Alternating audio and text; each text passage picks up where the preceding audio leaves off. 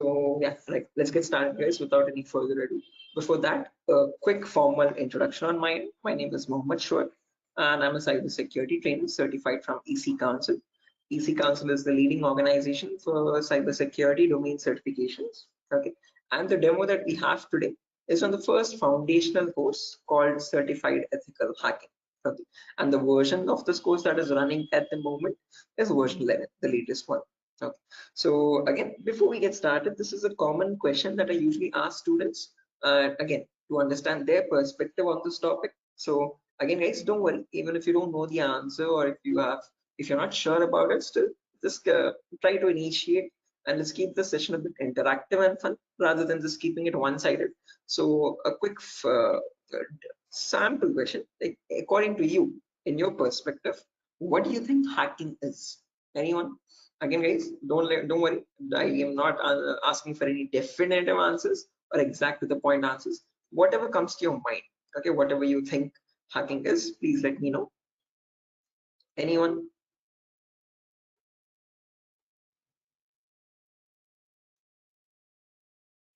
Try to breaking the system.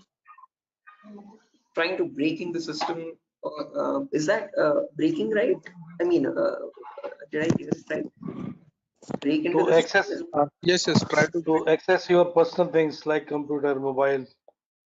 oh, okay, trying to break into the Uh, system or access personal things. Unauthorized access to the system or a data. Unauthorized access to the system or data. That's a great answer. Again, all answers are perfectly right. There's nothing wrong with them. Perfectly correct answers. Anything else, guys? Does anyone else want to add anything to it?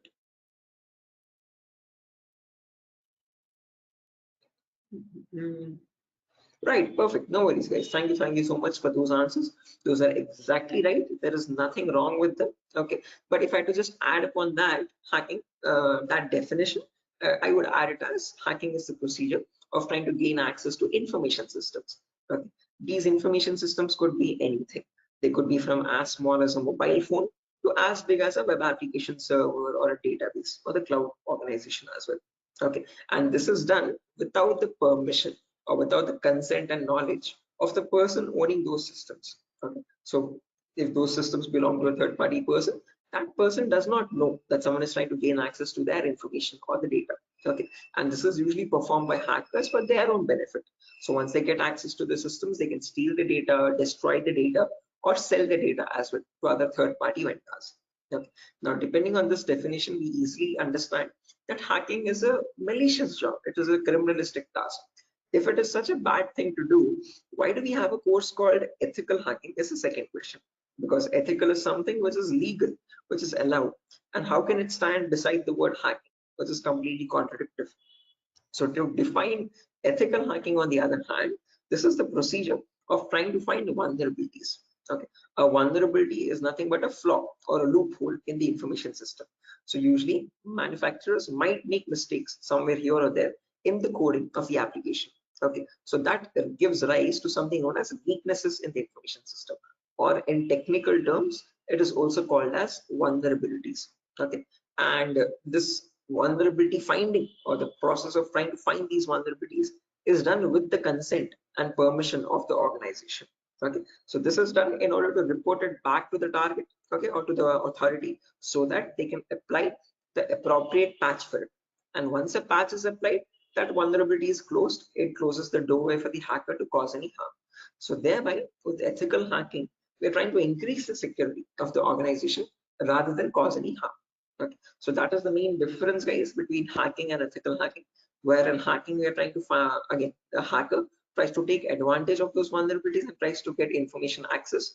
But in ethical hacking, you're trying to find those vulnerabilities, you're trying to report them back to get them patched so that you can increase the security. Okay, so I hope these two definitions are clear, guys. Again, if you have any questions or if you have any queries, or if you want me to repeat something, please do not hesitate to let me know. Okay, feel free to interrupt me at any certain point.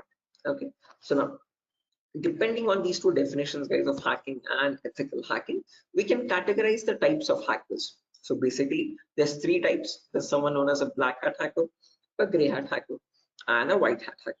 A black hat hacker can also be termed as a cyber criminal who performs hacking for his own benefit, okay, or sometimes even just for fun, without asking for consent.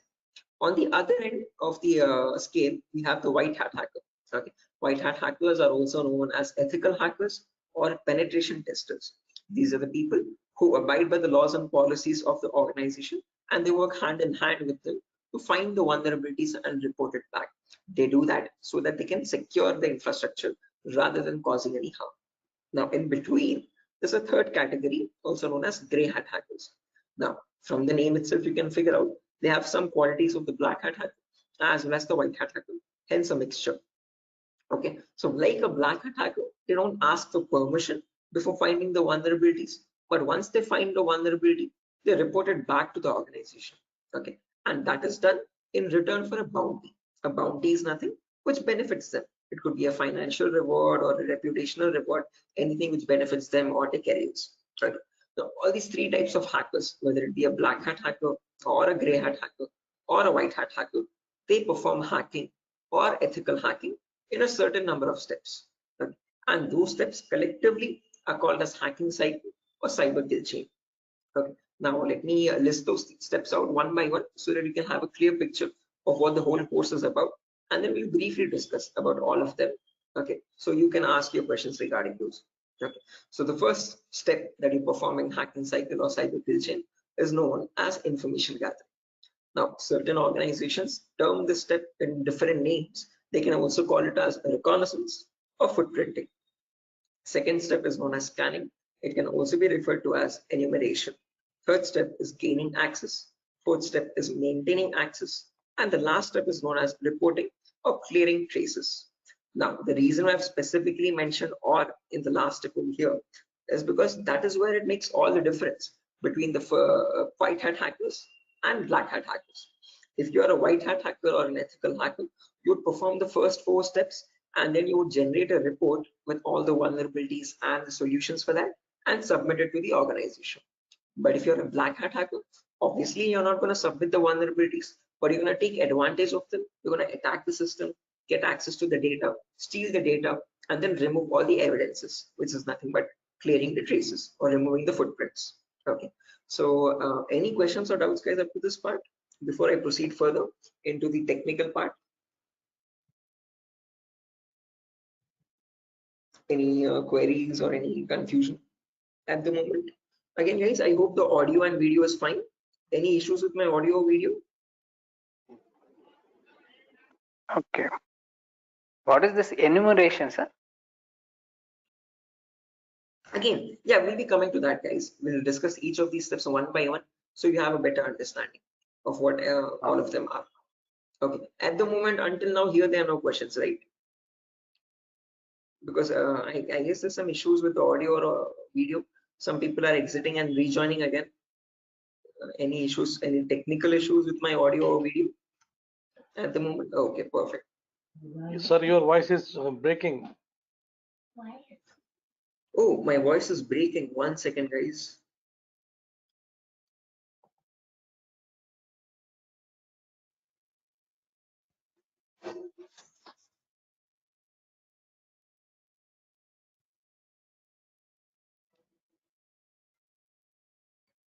Okay, hello, 1 2 3, hello, 1 2 3. Now it is Guys, okay. it's okay, right? Right, perfect. Clear, sir. Right, let's proceed now, guys, and understand each of these steps one by one so you have a clear picture of what they are. So the first step is information gathering. Again, as the name itself suggests, this step involves the hacker or the ethical hacker to gather as much data as possible about your penetration testing target. Okay, and all this information is gained passively. What I mean by passively is that you get this information from other third-party sources rather than contacting the organization directly. Okay, so for example, if I have a target like wipro.com, about wipro.com, I'll start searching online for all the material for it, okay, all the data regarding wipro.com servers. Okay, the main question is, what kind of data are we talking about over here? And this is the information that we require. So firstly, we try to figure out all the IP addresses and the range of IPs used by the Wipro's main servers or the secondary servers. Then the who is records to understand who is hosting wipro.com and since when has it been hosting itself. Then the DNS records to understand what information is stored in their DNS servers, domain name servers. Then employee details such as their contact numbers, their email addresses, their usernames and passwords which are leaked, and their home addresses if possible, and so on. So then the domains and the subdomains of Wipro's website, and the operating system information, like what OSs are being used by the servers that are linked with Wipro.com. Now trust me, this guys, that all this information is available online to be gathered. So if I show you a very basic example, let's say if I wanted to find the DNS records for Wipro's organization, all I have to do is go to the browser, and in the browser I can search for a website called DNS Dumpster. This website is available for free for anyone to access. You can click on the first link,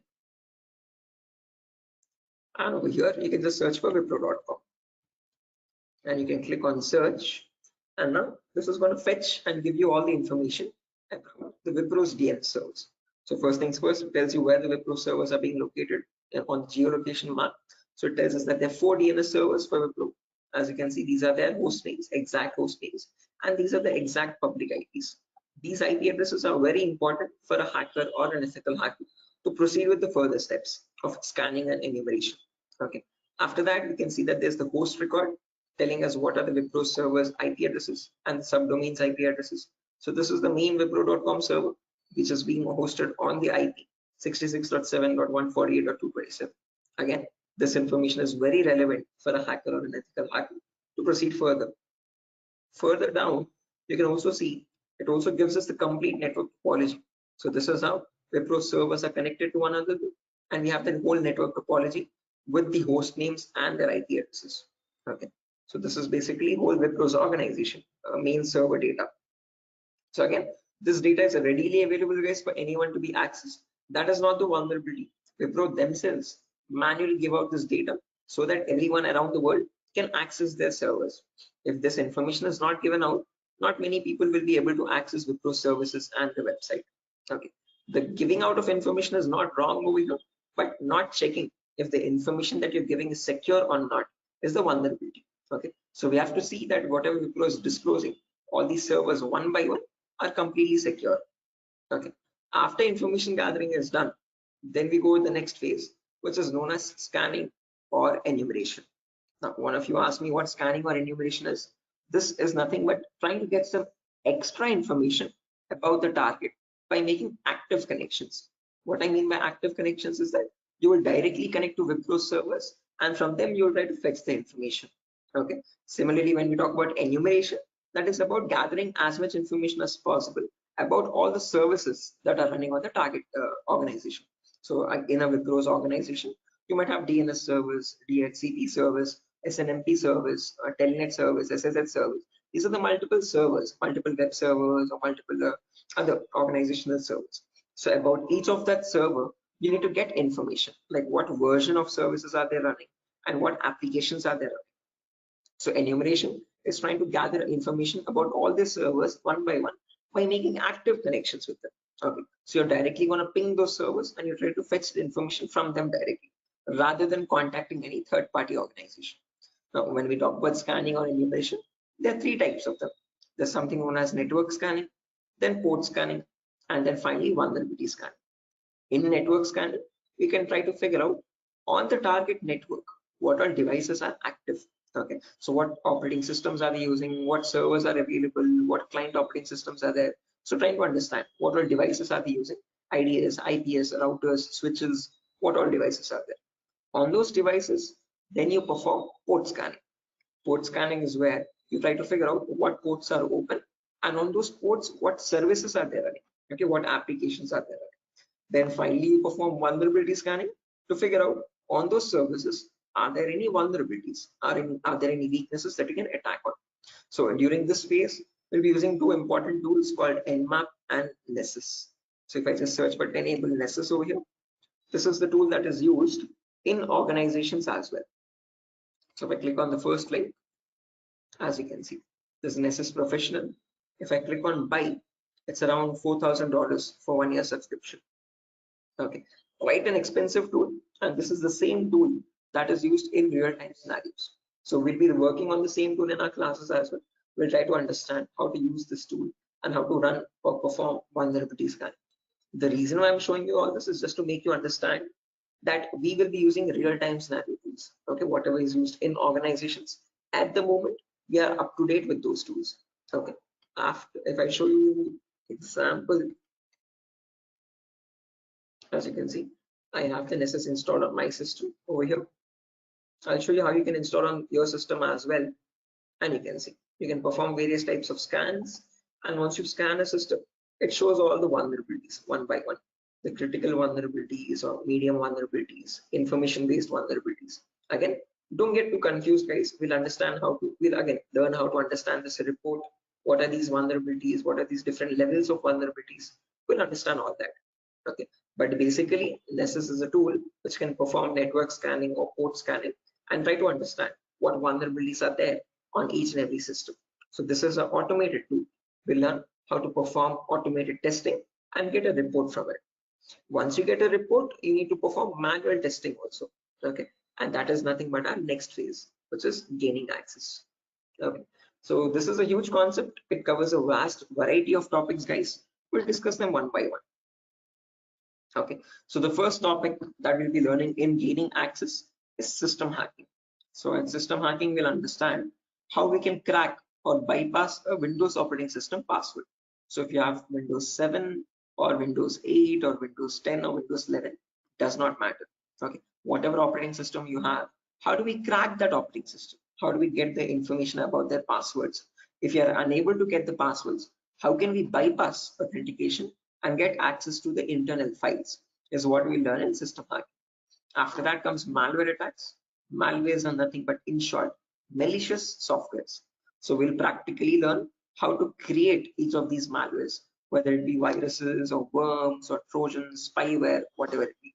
We'll understand how malwares are generated and how we can protect our system from malwares. Or if there is a malware already installed, how can we detect that malware and prevent it from running further or causing any further harm. Okay, then there's a bonus topic called malware advanced. This is again not included in the CH curriculum. We have just added it as a bonus topic for students to have better understanding about malwares. In this, we'll be sharing the resources to understand how you can create your own malwares by using Python program. So just in case if you know Python, well and good. If not, also not an issue. We'll be sharing the resources as extra material to understand. So if you are interested in malware development also, this is a very important bonus topic for you. After that comes network penetration testing. In this, we'll learn all the common network attacks. So in a network, you have multiple, again, devices, IDS, IPS, multiple different types of servers, like mail server or DNS servers, DHCP servers, SNMP servers, and so on. So we'll understand how to check for vulnerabilities on each of these servers. Along with that, we can perform a few attacks as well.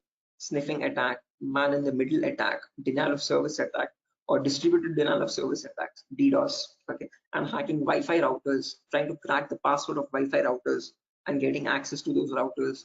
All this comes under network penetration testing. Okay, all the common attacks that we can perform in a local network.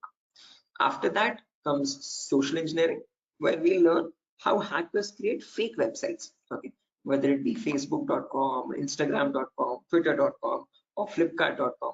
How are hackers creating fake login pages, and from those fake login pages, how are they getting the passwords, credentials? So we learn what phishing attacks are, what are the other social engineering attacks through which hackers manipulate victims into getting their passwords. Okay, so we learn all that, and we'll also understand how to prevent these attacks, how to distinguish between a fake page and an original page, and so. After that, we have web application pen testing. In this, we learn all the common vulnerabilities that exist on websites. So again, websites also have some weaknesses, okay, on which attackers can exploit and try to get access to the internal web server data or the internal database data, and so on. So to list out a few, there's vulnerabilities such as SQL injection, cross-site scripting, broken authentication, file upload vulnerability.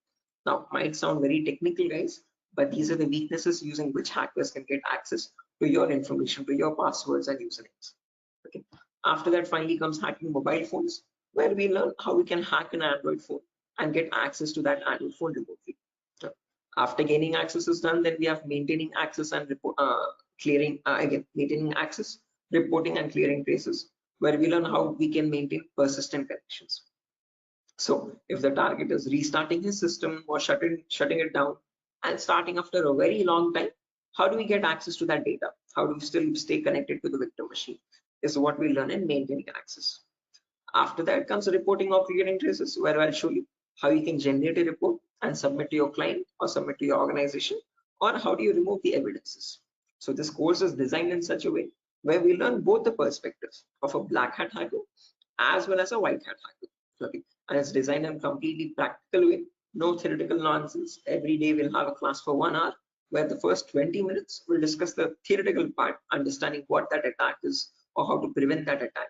And then the remaining 40 minutes we'll discuss the practical part of it, okay, with real-time scenario tools. To list out a few tools, we'll be using this tool such as Nessus, we'll be using Nmap, we'll be using Burpsuit, we'll be using the whole main Kali operating system, okay, which I have over here, as you can see. Okay. Before that, let me show the course content as well, guys, very quickly. So yeah, this is over here, the course content for the whole course. Okay, and the course is for a duration of 35 days, where we learn from the very basics itself. So most of the students ask this as a question, like, sir, are there any prerequisites? Do we need to learn something else separately? No, this course is designed in such a way where even a 10th standard student can come and learn the course for, without any trouble. Okay, because all the prerequisites are included in the course itself. So before we dive into the advanced concepts, there's a few prerequisites which we will cover. The first few introductory classes. First things first, we learn about networking basics. We learn what IP addresses are, what are IPv4 addresses, what are IPv6 addresses, what is a DNS server, what is DHCP server, all the important protocols, what is TCP protocol, what is UDP protocol. We'll discuss all that in networking basics. Then we'll jump into virtualization. Okay, virtualization, because as you can see over here, I'm running my Windows 11 operating system. On top of this, I'm running my Kali OS. Kali is a Linux-based operating system. Okay, and we need to install this. The reason being, this comes pre-installed with all the penetration testing tools. So for information gathering, web application attacks, password attack, Wi-Fi attack, all these tools are available in Kali Linux. These are not available for you in Windows. So that is why we need to understand how to install this Kali operating system. Okay, and for that we need a tool such as VMware. VMware is a virtualization software. This allows you to install multiple operating systems on the same machine. So I have my Kali OS, I have my Windows 7 OS. All of these are running on my Windows 11 operating system, as you can see. Okay, so on my Windows 11, I can run my Kali, Windows 7, whatnot, as many operating systems as I want. After that is done, then we learn basic Linux and Windows commands, because as I've mentioned, we'll be using Kali Linux. So we need to know how to operate that OS. Okay, so we'll understand what the basic Kali commands are. We'll get familiar or comfortable with the Linux environment, and then we'll dive into the advanced concepts. Okay, so there's a few extra concepts there mentioned as well, as you can see over here: cryptography, reverse engineering, IoT, cloud security. These are not mentioned in the presentation for us, but these are all the topics that we'll be covering. Okay, the whole course duration is around 1 month, guys, 30 to 35 days, and we'll have a class from Monday to Friday onwards for every day for 1 hour. Okay, and the timings will be same. We'll have timings at 8 p.m. Every class will be recorded, and you'll be getting the recordings as well online, which we will have permanent access to. So just in case if you're missing out any class, you can access the recordings whenever you want. Okay, if needed, we can take backup classes as well on Saturdays and Sundays, just in case if there's a lot of absence. Okay, so yeah, that's that, guys. A quick introduction on what the course is and how long the duration of the course is. If you have any questions, you can shoot at me right now. Please let me know, guys. Any queries? Anything that you want me to repeat or so? Can you hear me?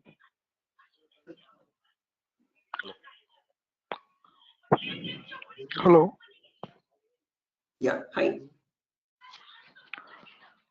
Sir, why we use that websites that you show before this PPT?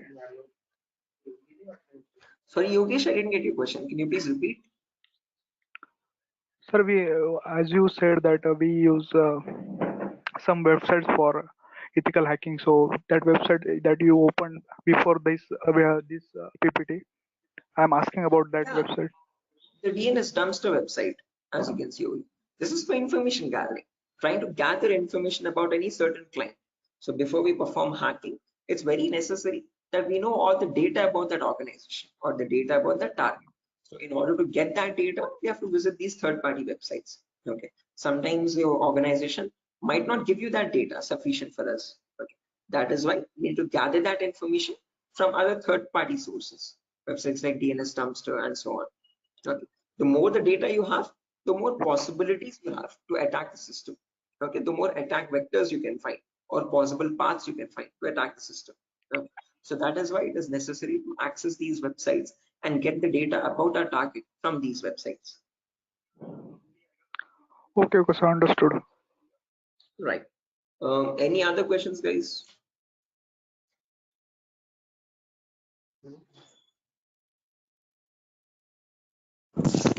Sir, which type of penetration testing we are going to learn here? Again, CEH is a very comprehensive course, guys. We're not going to be going into any advanced level penetration testing, but we will learn all the kinds of, whether it be web application pen testing or network penetration testing or system hacking or Android pen testing. We'll be covering the basics of all of them. This is a course designed for people who are completely new to cybersecurity, and we can't leave out any endpoint. So we need to understand how to perform network security testing.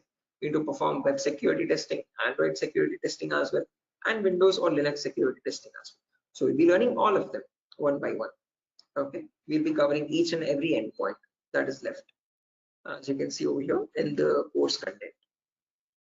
Okay, but as I've mentioned, we won't be going in depth of all of them. We'll learn how to check for security vulnerabilities, basic vulnerabilities, and how to remediate them, how to remove those vulnerabilities.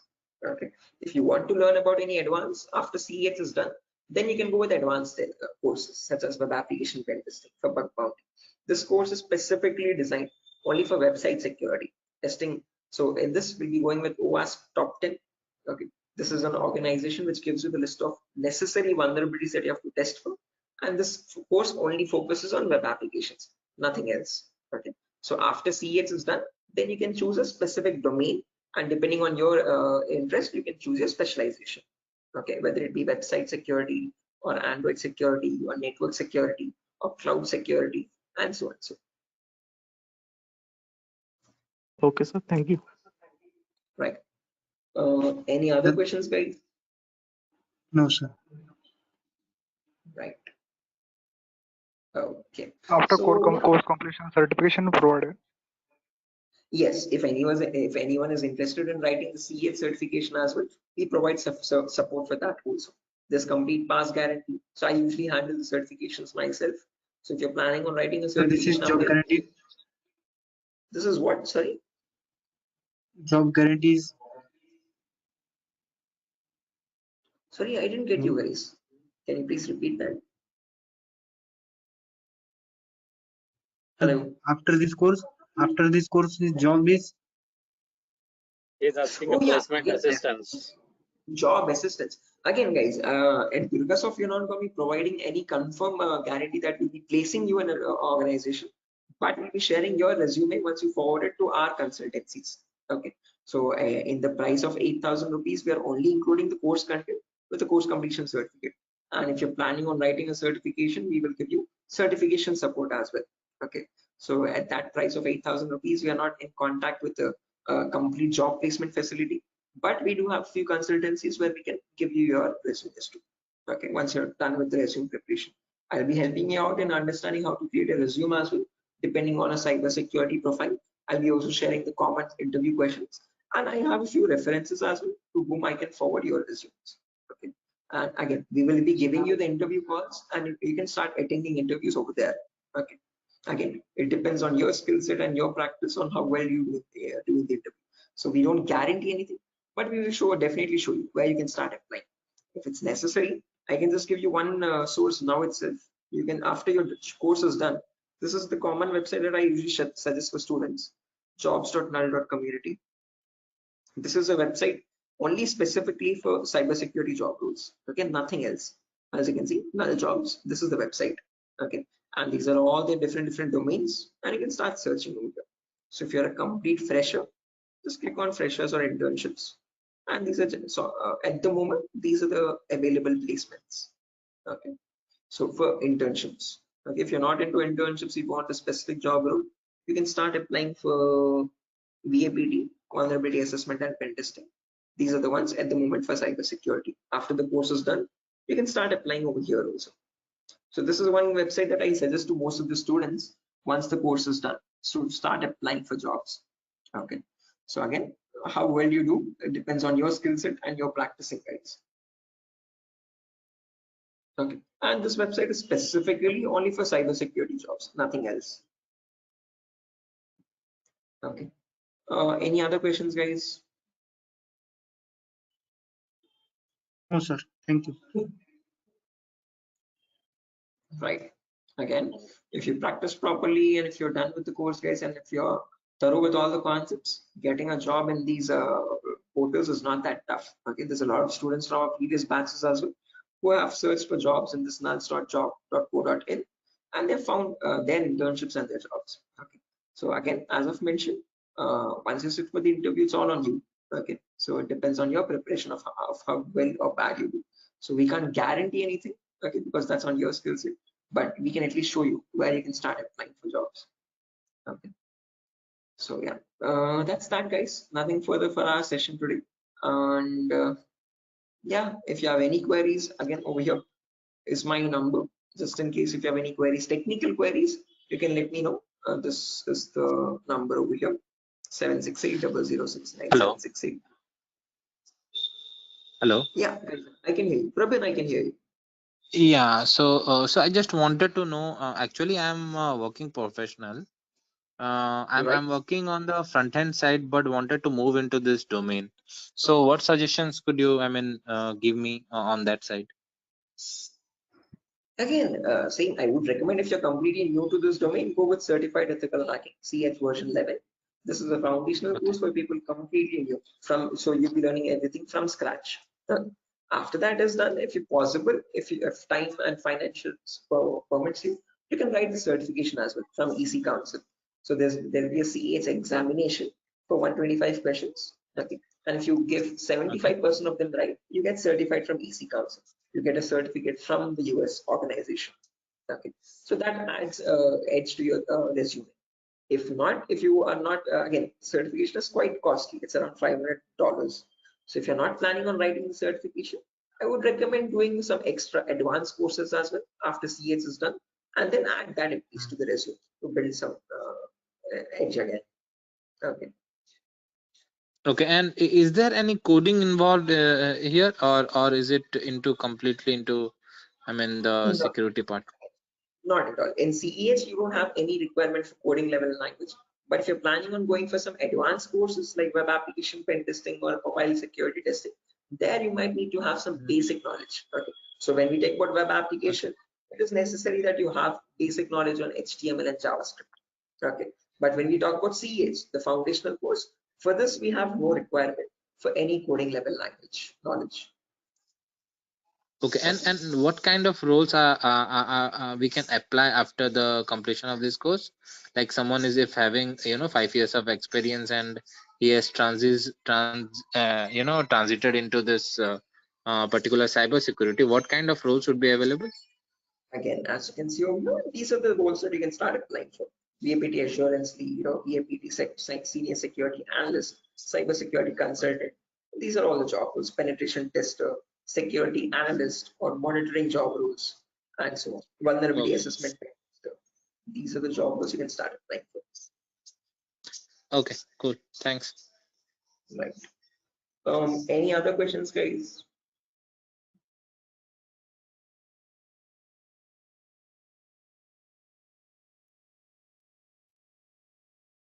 Right. Assuming there's no more questions, guys. So yeah, that's that for a session. Nothing further.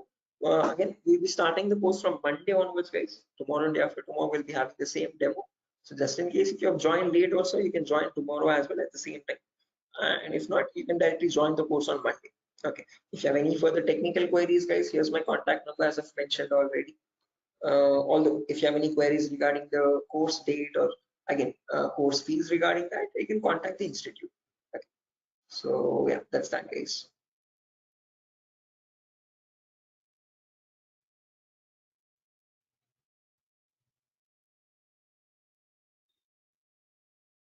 Sure. So I'm gonna be exiting, guys. I hope you have enjoyed the demo. And yeah, if there's any queries, please do let us know how we can help you. Okay. Have a good day, and I'll see you soon. Bye bye.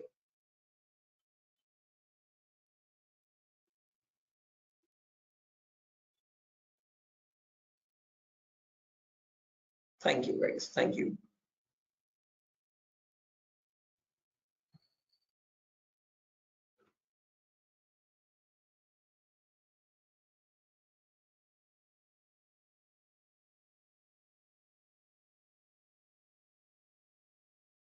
Okay. Hello, guys. Can you hear me now? Biswajit Singh, Rakesh, Ravikiran,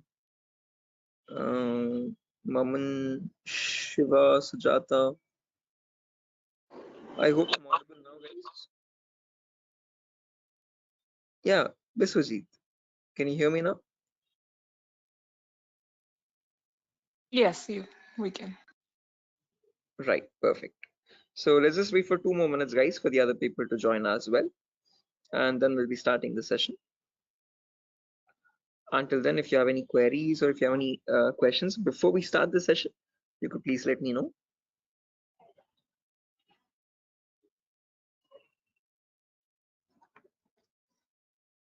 So, Yes, I excuse can me, hear sir. you. Yeah. So is this the same demo was on Sunday? Yes, the same demo itself, guys. Oh, okay. I have attended on Sunday, so I thought it would be some different or what. No, it's the same demo, guys. A shorter version of that same demo. Again, we'll be starting the live classes, or the course is going to start from Monday onwards. So just in case we're planning on joining the course, you can join from Monday. The first class will be on networking concepts. Okay, thank you. Tomorrow as well, we'll have one last demo. So Thursday and Friday, today and tomorrow will be the last demo sessions, just in case if students have missed out the previous demos, they can join. That's one last chance for them. And then from Monday, we'll be starting the course itself. Yeah, okay. So just in case, guys, if there's anyone who has already attended this demo session, again, just a heads up, this is going to be the same demo. It's not going to be any different from the previous ones. Okay, this is just backup sessions or backup demos for people who could not join earlier. Okay. Okay. Thank you, sir. Sure.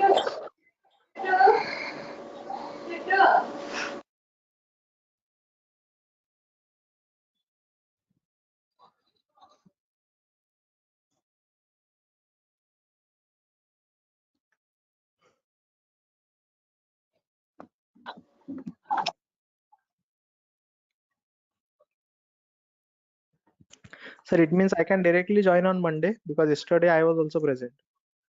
Yeah, sure, guys. Again, as I've mentioned, it's the same demo. It's not gonna be any different. So this is only for people who are completely new to it, who have not attended the previous demo sessions. So if you have already attended the demo session, guys, you can join back on Monday itself directly. Okay, and the timing will be same at 8 p.m. Same time, 8 o'clock in the night. Okay, thank you. Sure. Okay, guys, so let's get started without any further ado. Before I get started, a quick formal introduction on my end. My name is Mohammed Shoaib. I'm a cybersecurity trainer certified from EC Council. EC Council is the leading organization for cybersecurity domain certifications. Okay, and one of the courses that it provides for people who are completely new to this domain is Certified Ethical Hacking version 11. This is the latest version of the course that is running at the moment, and this is a course designed in such a way for people who are completely new to this domain. So if you have no knowledge about what cybersecurity is or what hacking or ethical hacking is, this is the course to get started with. Okay. So before I proceed further, this is a common question that I usually ask all the students just to understand their perspective on this topic. So again, guys, let's keep this session a bit interactive and fun. So my first question to you is to understand what your perspective is on hacking. So again, not asking for exact definitive answers, guys, but just to understand your view on it. Okay, so whatever comes to your mind, please do let me know. In your terms, what do you think hacking is? Anyone? There's Biswajit, there's Maman, Rakesh, who else?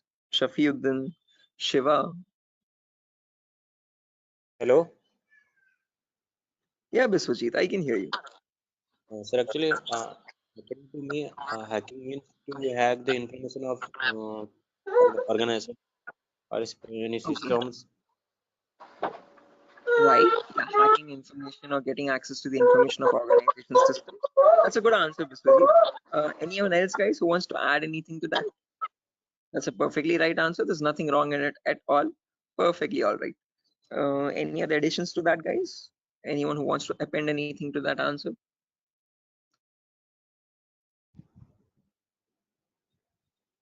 Okay, no worries. Shiva, you were about to say something? Your mic was unmuted for a while. Did you have an answer?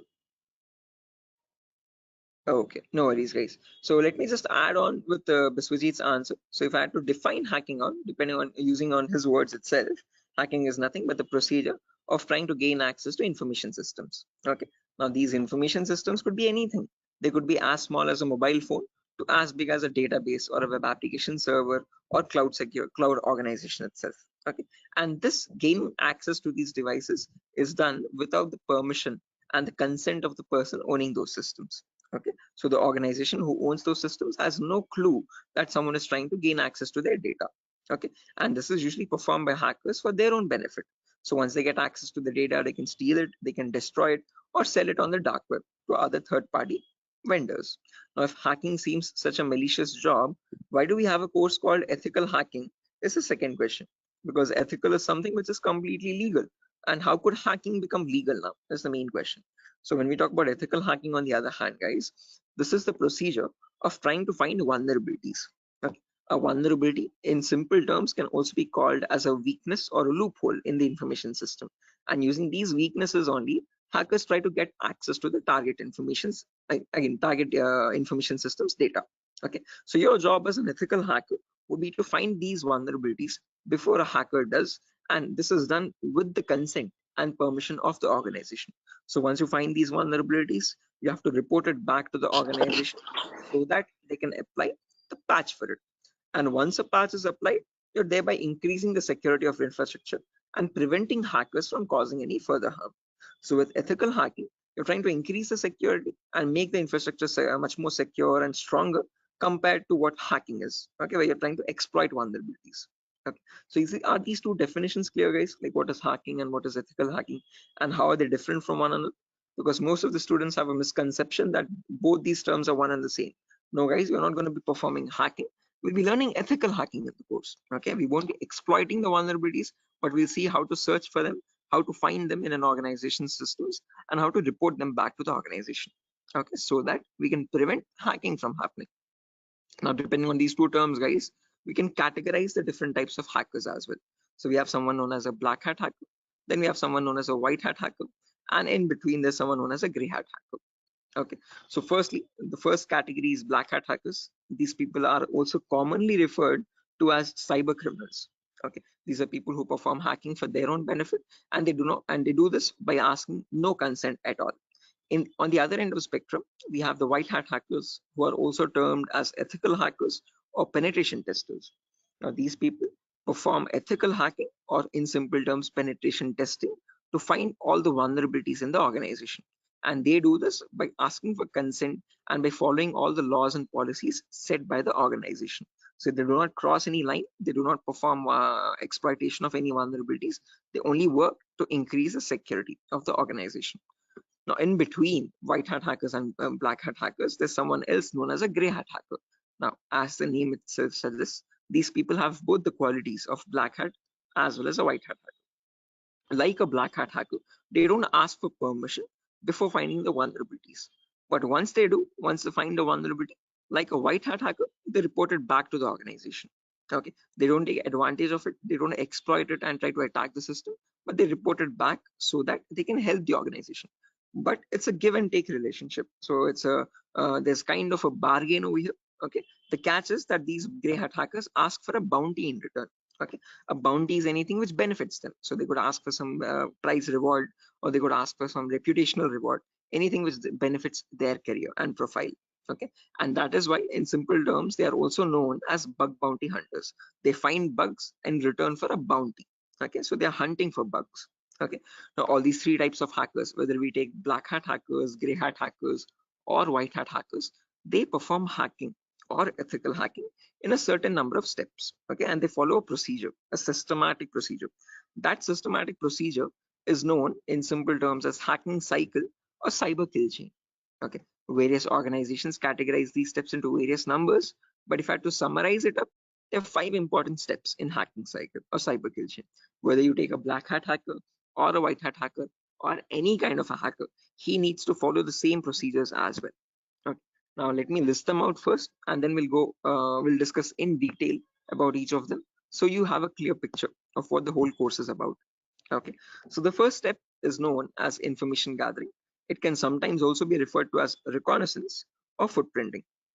So they are one and the same term, guys. Don't get confused. Various organizations use various terminologies, but whether you hear information gathering or reconnaissance or footprinting, all the three terms are one and the same. After that, you have scanning, which can also be referred to as enumeration. Then you have gaining access. Then you have maintaining access. And then finally, there's reporting or clearing traces. Now, the reason why I've mentioned or over here in the last step in capitals is because to make it a note to understand that this is the only step where you have a difference between black hat hackers and white hat hackers. Now, whether you're any kind of a hacker, whether it be black, white, or gray, the first four procedures are to be followed mandatorily. So you have to follow those first four procedures in the same order. After that, in the end, what changes is the last thing that you do. Okay, if you're a white hat hacker, you would definitely report all the vulnerabilities that you have found with the remediations, with the solutions to remove those vulnerabilities. If you're a black hat hacker, definitely you're not going to be giving any solutions, and obviously you won't be reporting it, but you will try to remove all the evidences. So whatever harm you have caused, whatever data you have stolen, you might leave some footprints here and there. Okay, so that is why it's very necessary that you remove or clear those footprints so that you cannot be traced out and you stay anonymous. So that is known as clearing traces in simple terms. And in our course, we'll be learning both the perspectives, how we can generate a report and submit to the organization, or how hackers clear the traces and remove all the evidences. Okay. Now, let's briefly discuss about each of these one by one, guys, so you have a better idea on the whole course. But before that, any questions, guys, for anyone? Again, please feel free to interrupt me at any certain point. Do not hesitate to ask a question. Please let Hello, me know. Yeah, Biswajit, I can hear you. sir. Is this class is getting recorded? Yeah, this will be recorded, definitely. Every single class that we take will be recorded and it will be uploaded to the Google Drive. So even once we start our course as well, the whole duration of the course, every single day we'll take a 1 hour class, and each class will be recorded and uploaded to the Google Drive. So that Okay, just sir. in case if you're missing out, if you're absent for a session, you can access the recordings whenever you want to. Okay. Okay, sir. Actually, from the starting, you told about hacking and ethical hacking.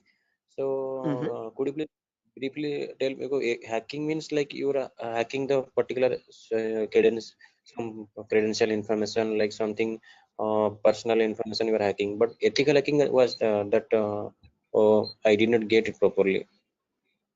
Good question. Again, Biswajit, when we talk about hacking, this is something that cyber criminals perform. Okay, hacking is where you're trying to get access to information devices. Okay, and using those information, what you do with that information defines what kind of hacking you do. Okay, so in ethical hacking, we are trying to understand how hackers are hacking that information. So what are the procedures are they following, and how are they actually finding that vulnerability, and how are they checking for those vulnerabilities on the systems? Okay, so we as ethical hackers try to find those same vulnerabilities that hackers use, and we try to rectify those vulnerabilities. We try to apply the patches for them. Okay, so Okay, just like how that means hackers do it, we are going to do it that in an means ethical manner. Yeah, okay. That means, sir, if a hacker is trying to hack some particular information, and the ethical hackers are there to prevent that through their coding or whatever the algorithms. I think. exactly. Again, in simpler terms, it's not about algorithms and stuff, but it's about the source code actually. Okay, so whatever it is known as a vulnerability. A vulnerability is a weakness or a misconfiguration of the system. So ethical hackers do the job of finding those vulnerabilities before a hacker can cause any harm. Okay, and once the vulnerability is found, they disclose it to the organization, and organization will remove that vulnerability so that your systems are secure. Okay. Sir, then although you told about the black hat hackers, Mhm. red hat, and gray. So what are the Mhm. what are the job responsible of the three hackers? Again, yeah, I'll be coming to that as well, Biswajit. So when we talk about ethical hackers, we have a certain few job roles that we can apply for. I'll be discussing that at the end of the class. Okay. Until this part, any questions or doubts? Okay, hacking cycle. And you information gathering, scanning, in information. You will tell detail about this chapter, I think. Right now, yeah, that's the main thing to do right now. I'll be doing that now. Okay. Sir, you continue. Sure. Right.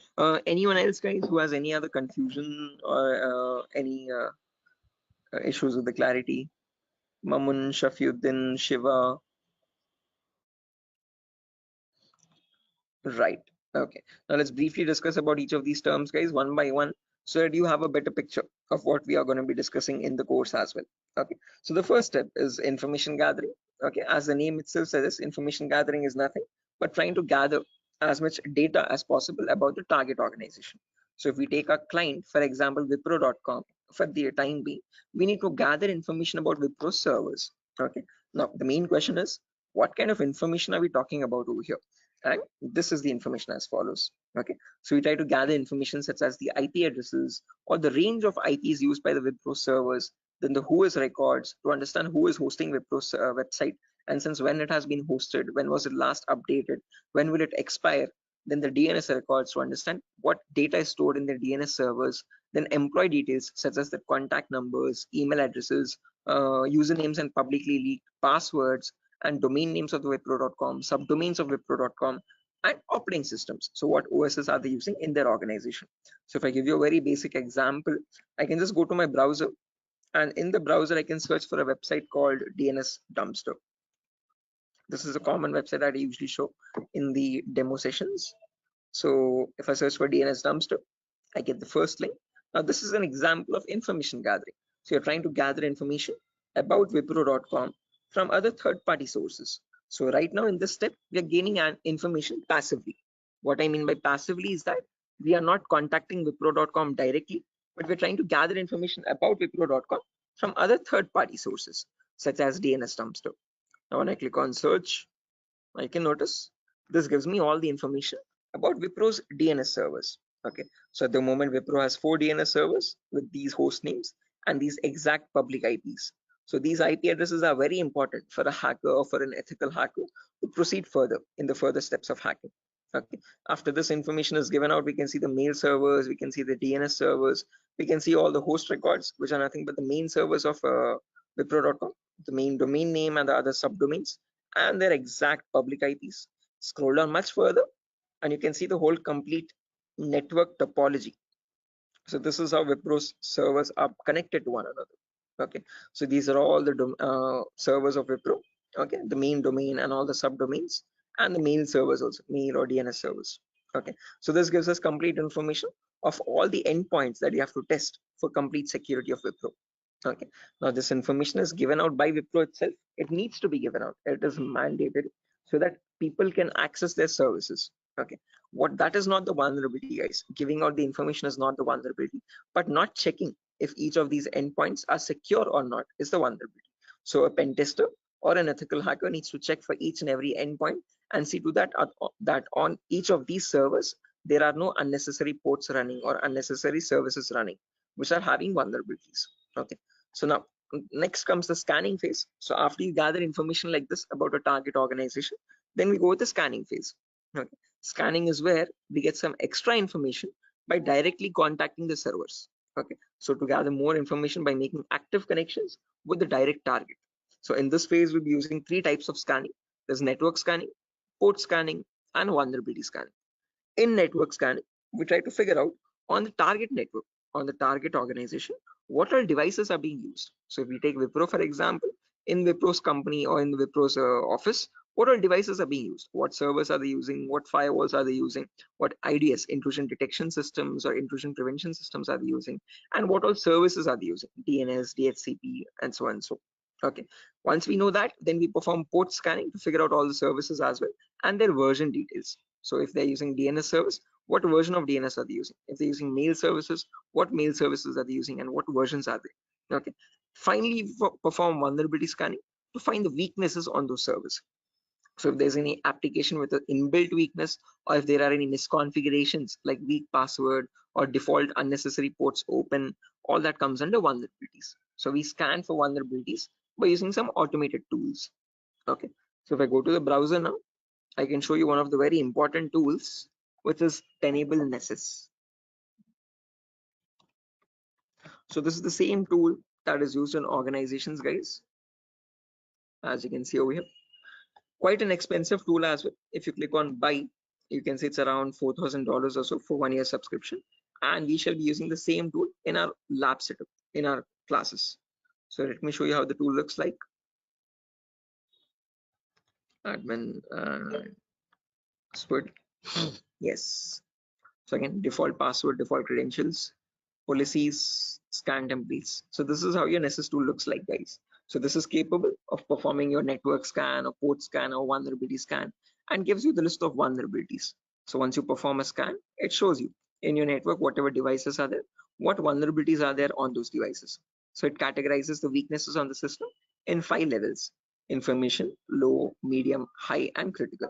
So if a company has any critical vulnerabilities, it means hackers can easily get access to their servers. Okay, so we'll understand how to perform vulnerability scanning, how to know if a system has any vulnerabilities, and if hackers can hack their organization so easily. Okay, if they can hack, how do we provide the solutions is also what we learn. Okay, after scanning is done, then we go with the next phase, which is gaining access.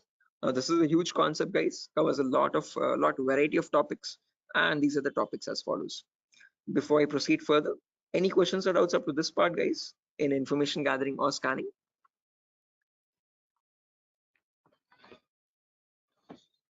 Biswajit, Mamun, Shafiuddin, Shiva. Please do not hesitate, guys. If you want me to repeat something, I will definitely do. Sir, Yeah. Sir, please repeat that first part. Which one?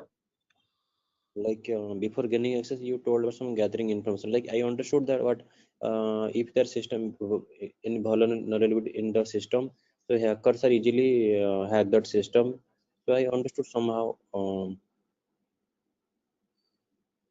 Oh yeah, in information gathering again, Biswajit, as I've mentioned, we try to gather information from other third-party websites. So there's websites like DNS Dumpster, Hunter.io. So from other third-party sites, we gather information about the target. After that, then we perform scanning. So we directly get access to target servers or whatever target it is, whether it is Wipro.com or so and so. Okay. And in their target organization, we perform the scanning to figure out in their network what devices have what vulnerabilities. So in my local network, I have scanned for 3 devices, and in each of these devices, I can see the weaknesses on each system. Okay. Tells you what the weakness is. Okay. If there's an unsupported OS, what is the solution to remove that vulnerability, and what can be performed with that vulnerability. So this scanning tool gives you that up-to-date information. Okay, so this is all this all comes under automated vulnerability scanning. Okay, so this is something that you always perform in an organization to test for vulnerabilities on different systems. Okay, it is software. Yeah, it is a software. This is the Nessus tool. The Nessus tool is nothing but a software that we have. Okay, sir. Okay. Right. So this is the same tool that is used, the same software that is used in organizations as well. Okay, and we'll be running in real-time scenario. Whatever tools that are being used, we work on them in real time. Okay. So yeah, now proceeding further, after all this is done, then we go with the gaining access phase. This is where we try to perform various kinds of attacks to get access to the systems. Okay, once we perform the scanning, once we know that these are the vulnerabilities on which you can attack on, next part is nothing but to attack directly, which is nothing but penetration testing. So in this, as I've mentioned, there's a huge set of topics. Okay, so let me discuss them one by one. So first topic that we'll be discussing is system hacking. So in system hacking, we learn how we can hack or crack or bypass a Windows operating system password.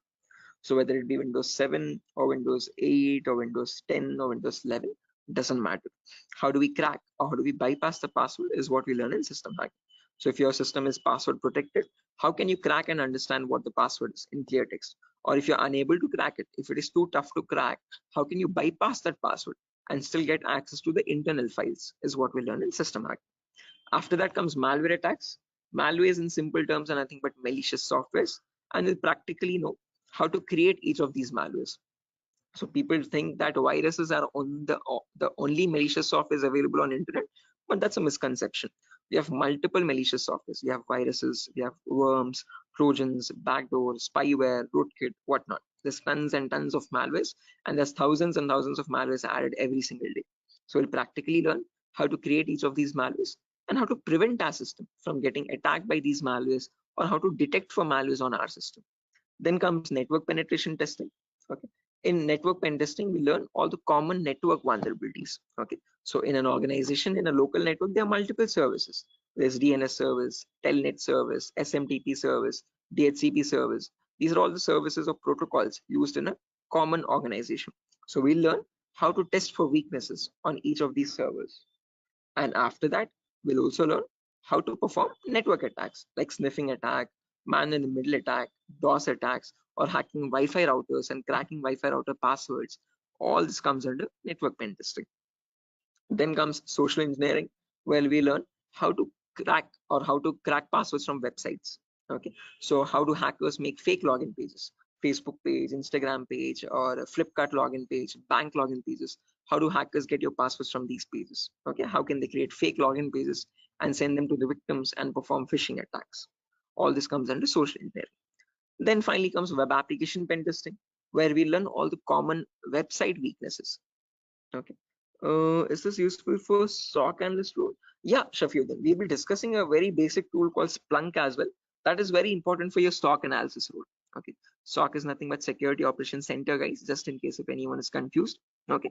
In SOC job roles, you usually see how to monitor and detect threats. Okay. Threats are nothing but attacks. Okay. So for that, we'll be discussing a very basic tool, a very important tool actually, but the very common tool used in SOC, which is Splunk.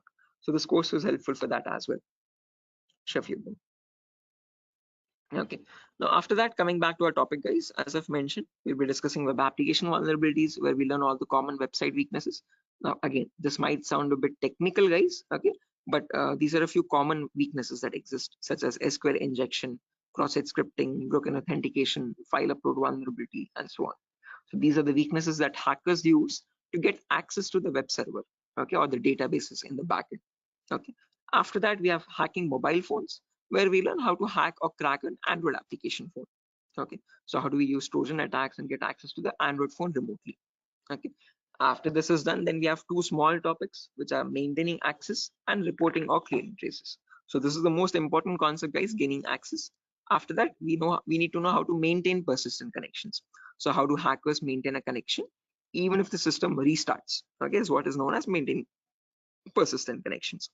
After that, we have reporting or clearing traces, where we'll see how to generate a report and submit to the organization. Or if you're a black hat hacker, how do they remove all the evidences? How do they clear the traces? Okay. Now, since not everyone is from a technical background or might not be from a technical background, we will discuss a few prerequisites as well. Okay. So the course is designed in such a way where you don't have to learn anything separately from outside. So if this is in a way to even a 10th standard student to understand this course in a simple and sufficient manner. Okay, so before we dive into all the advanced concepts, we'll be discussing these 4 prerequisites or 4 to 5 prerequisites. So first we'll learn basically what ethical hacking is, or how is it different from hacking. Then we learn virtualization. Okay. The reason why we need to learn about virtualization is because we'll be using a tool called VMware. So as you can see on my desktop, this is my Windows 11 operating system, and on this I have my VMware application.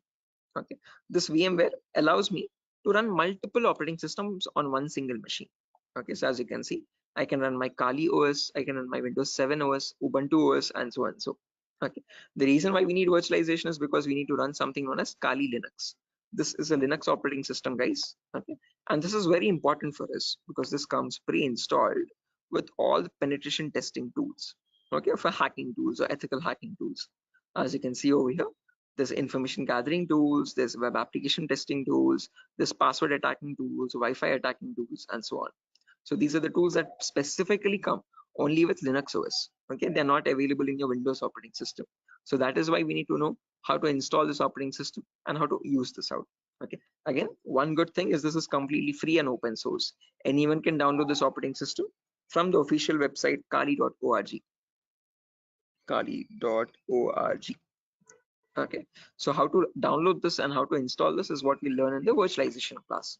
After that is done, then we will go with basic Linux and Windows commands. So as I've mentioned, Kali is a Linux OS. So we need to understand how to use a Linux operating system. What are the basic commands in Linux and how is it different from Windows operating system? After that, we learn basic Windows server configuration, how to configure a DNS server, how to configure a web server in Linux, in Windows OS. Okay, and after all that is done, then we go with the important concepts. Okay, information gathering, scanning, enumeration, then gaining access, maintaining access, all that comes after that. Okay, so until these concepts are done, then you'll be ready for all the advanced concepts. So this is designed in such a way where you don't have to learn anything separately from anywhere else. Okay, so after that, again, there's a few bonus concepts as well, guys, such as cryptography, reverse engineering, IoT, cloud security, Splunk. So these are not included in other institutes. Okay, these are a few concepts that we have specifically designed in such a way so that you can proceed further and learn advanced courses as well if you're interested. Okay, so yeah, that's that, guys. Again, one last thing, the whole course is for a duration of 1 month, where you'll have classes from Monday to Friday every day for 1 hour. Okay, and every class will be recorded and it will be uploaded to Google Drive. So just in case if you're missing out any classes, you can access the recordings as well. Okay, so yeah, that's that, guys. Any questions on your end? Yeah, Biswajit, you were asking me one question, asking about the job roles, I guess. So once you're done with the course, you can start applying for job roles like SOC analyst, vulnerability assessment tester, or penetration tester, or again, security engineer, and so on. So, okay. So these are the job roles that you can apply for once you're done with the course. Actually, I have taken this course and I was just learning this course just to get a job in that ethical hacking, like information security and in any IT company. So actually, sir, as I came to know that, sir, is there any like coding algorithm required to just like to do such kind of activity in Good ethical question. hacking?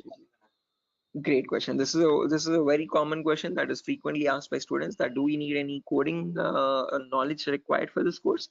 Definitely not. So, sir, in CEH we will be discussing again. We will be primarily focusing on Linux operating systems. So we need to know how to use a Linux OS properly. Okay, so that is the only requirement which we will be learning throughout the course. Okay. Other than that, you do not require any coding level language knowledge at all. Okay, so coding or development knowledge is not at all necessary. Wherever it is, we will be discussing that basic necessity of it. Okay, so there are certain topics where we have a topic called malwares. So in this we learn how to create malwares. Okay, so in that one topic will require basic coding language knowledge, but again, that itself I will myself be teaching it. Okay, so you don't need to learn anything separately from anywhere else. And other than that, this one topic malware, we won't be using coding language at all anywhere. Mhm. So Ajay, so actually I am doing job in Linux support, like technical support. That's great. This is going to be a lot easier for you then. Mm. So actually that's why I want to change my career, change my like next job into information security on the doing ethical hacking courses. Yes, I one more thing that, sir, is it necessary to get the certification on ethical hacking, like you have done something Right. hack? Again, it gives an edge, Biswajit. It's better to have a certification. If you're not going with certification, I would recommend you learn a few extra courses as well. Okay. After certified ethical hacking is done, then go with one advanced course, one specialization course like network security or web application security or so and so. So that will add you some much more value to your certification. Okay. So into your resume actually. Okay. So it's better to have certification, but if you're not having certification, just to increase or broaden your skill set, learn an extra course after CH in cybersecurity itself. Okay, there's many streams. Okay, we provide web application security as well, testing. So you can join this course as well, just in case if you're not doing a certification. Okay. Okay. So after that, web application security is another course. Yes. Okay. Okay, sir. In this syllabus, sir, what we will learn totally, overally, what we learn, how much we can work in a company. Again, as I've mentioned, CH is the foundational course, so you'll be learning about all the endpoints. So you won't be focusing on one of them, but all the comprehensively all endpoints. So we'll learn network security also, we'll learn wireless security also, we'll learn Windows and Linux hacking also, we'll learn Android security also, and we'll learn web application security also. But in CH, one thing is you are going to be like a jack of all trades, master of none. So you're not going in deep, you're not specializing in any one of the fields, you're learning about all the fields. After that, you can choose one specialization and you can focus on that. You can either go towards web security or cloud security or network security. Depends on your interest. Okay. Understood, sir. Right. Then that will the final and long-term career. Long term, yes. Okay. To get started first, usually in cybersecurity, you usually get monitoring job roles for a few months. Okay. After that, Okay. then you can go into deeper course. Mamun, are you going to teach all security courses? Yeah, I'm the same Okay. tutor, Mamun. So after CH is done, if you're planning on going with cloud security or web application security, we provide those as well. At the moment, mobile and network is not included, but just in case, since there's a huge boom, there's a huge requirement for web application. So that also I provide. Okay. Okay, sir. You can go with 1 year experience, Shafiq, not more than that with CEH. But if you like add a few more courses after that, like after CH, if you do web application and also, you can add a couple years experience, like 2 or 3 years of experience as well. Okay, because you need to know more tools with such years, that huge years of experience. They will ask you what tools you have worked on. Okay, so it's better you have a few knowledge on those tools. So with more the courses, you get more experience with different tools. Okay, sir. So will you please help with practically all the things? Again, the whole course. Oh, is it back-to-back training? Yeah, Mamun. Again, after the CH is done, I usually take separate classes for web application students as well who are interested to join that. Okay, so that will be a back-to-back session directly. Again, yeah, coming back to you, Biswajit, you were asking me something. What was the question again? I forgot. No, actually, I was asking, sir, what, sir? Forget. Anyway, I forgot as well. But let me try to recollect. Does anyone else remember, right, guys, what Biswajit was asking? Practical, yeah, good question. So again, the whole course is designed in such a way where it is 20-40 ratio, guys. So out of all the 60 minutes that we have every single day, the first 15 to 20 minutes will discuss the theoretical part. The remaining 40 minutes will discuss the practical part itself with real-time scenario examples. I'm not going to be boring you with theoretical knowledge. Only in the demo class and only in the first few introductory classes we'll discuss theoretical concepts. Once we start from the information gathering, everything is going to be completely practical based. Okay, with tools sir, that are used in real-time scenario. are you teaching cloud security? Yes, I teach cloud security as well, Biswajit. Okay, but again, as I've mentioned, that is usually taken up after CH is done. Okay, so we'll discuss on AWS security and again, mostly on AWS itself. Actually, I wanna make my career into that like cloud security part. That's why I was thinking how much practical you will teach here and how much we can be skilled enough in this course so that we can be confident enough while attending the interview. So, will you please discuss on about the some like mock interview questions and resume building? Definitely, I will help you. I will send you sample resumes as well to understand how to create a resume for a cyber security profile. Okay, and along with that, I'll also share the commonly asked in interview questions. So I have a PDF document prepared for that specifically, which I share with all the students after the course is done for all the cyber security related interview questions. Okay, so I'll be sharing all that as well. Okay, sir. No, because I have planned after completion of this course, I have planned to move on cloud security by practicing those questions and all the practical things. Definitely. Again, if necessary, I'll be sharing the resources as well, Biswajit, separately for you regarding your cloud security content. Okay. So if you're planning on doing a course after CS is done, then you can contact me for that. We can do that course separately. Okay, sir. Okay, it's not included with Durga Soft at the moment, but again, yeah. Okay, sir. Sure. Any other questions, guys, at the moment?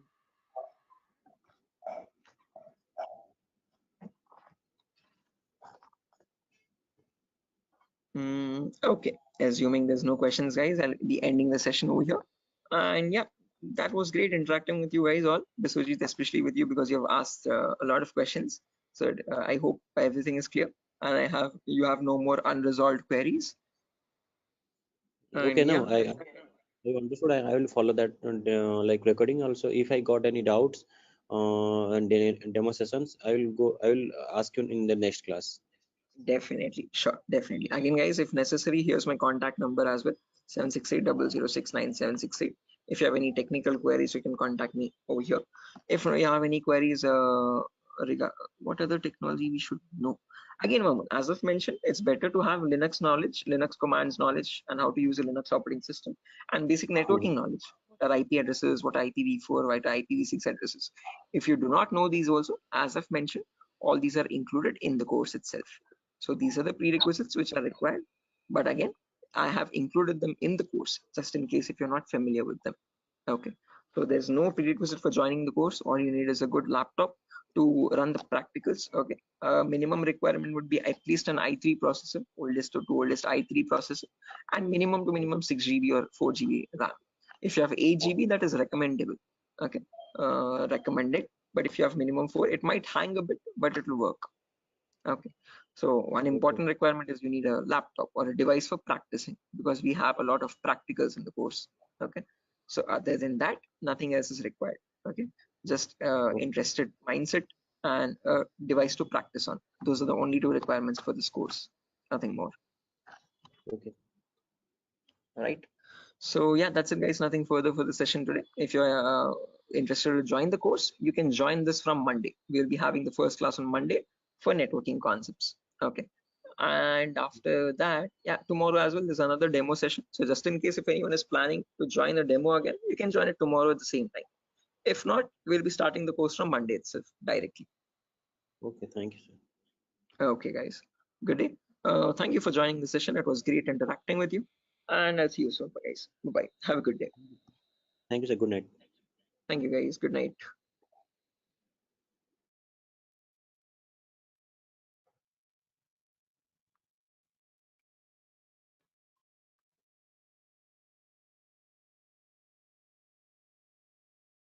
Guys, can you see the screen now? Yeah, I can see you now. Yes, sir. The Yes, it's Sujata, Sogat. Yes, sir, it's visible. Right, perfect. Thanks. Okay, how many people are there?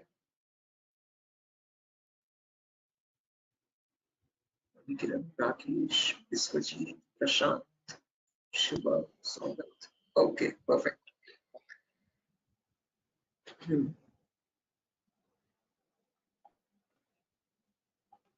Okay, guys, let's get started with the session without any further. I am already a bit delayed in starting the session, so sorry for that, guys. I was stuck in a work. There was an issue with a security vulnerability actually with one of the organizations, so stuck with that. But anyways, let's get started with our class today. With our first session today will be on basic networking concepts. Before I get started, any issue with my audio or video? Anyone? Is everything fine? Can I proceed Yes, with the sir. class? No, actually, we are getting some like noise. a kind Oh, of there's some issue. background. Yeah, Yes, the we can not call it not as a kind of. not clear, sir. 1 second. Thank you. 1 second. I'll just change my microphone. Just give me a second for that. Yes, yes.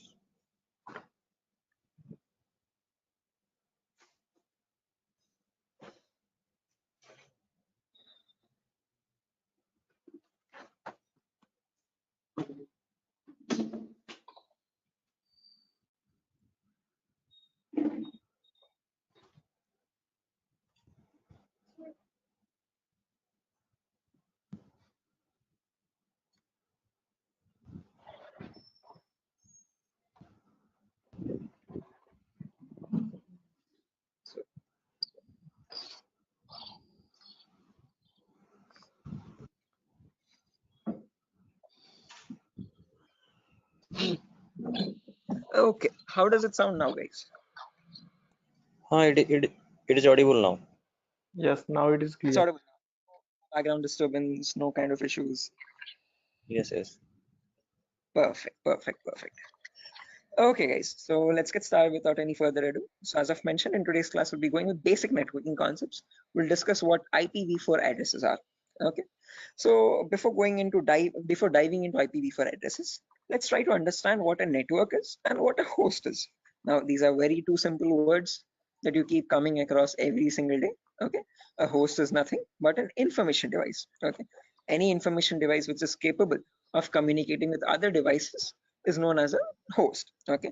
It could be a mobile phone, it could be a router, it could be a laptop, a personal computer, or any other device, an information device. Okay, which is capable of communicating with other devices.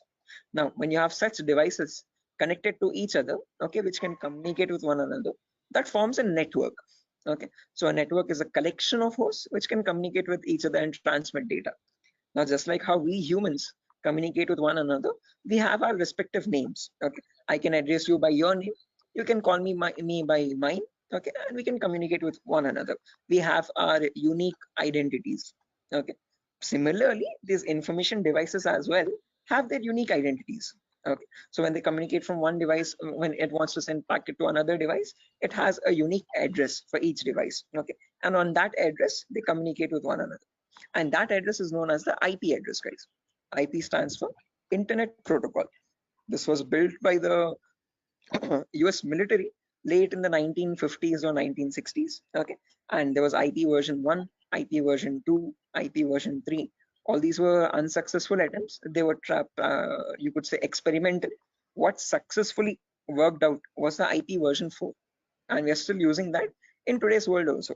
IP version 4 in simple terms is Internet Protocol version 4, okay, and that is what we'll be discussing about in today's class, okay. Anyone here who already knows about IPv4 addresses and who's familiar with these networking concepts? No, sir. Anyone? I'm not familiar, but I know the any some, like whenever I was doing programming, networking programming in college days. So since the networking, I know how to join the socket networking programming. I know some networking IP address, and also I've studied through MCA curriculum. So Right.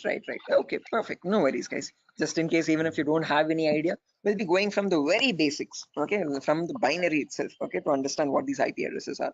Just as a information question, I just wanted to know if anyone was familiar. If not, also don't worry at all.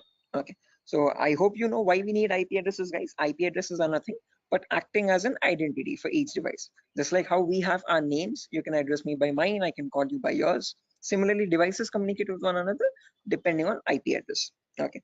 Now, how does this IP address look like? Okay. Our names have alphabets in them: SHOAIB, SIVA, Shiva, and so on. So, but IP addresses are completely numeric based. Okay. Specifically IPv4. Okay.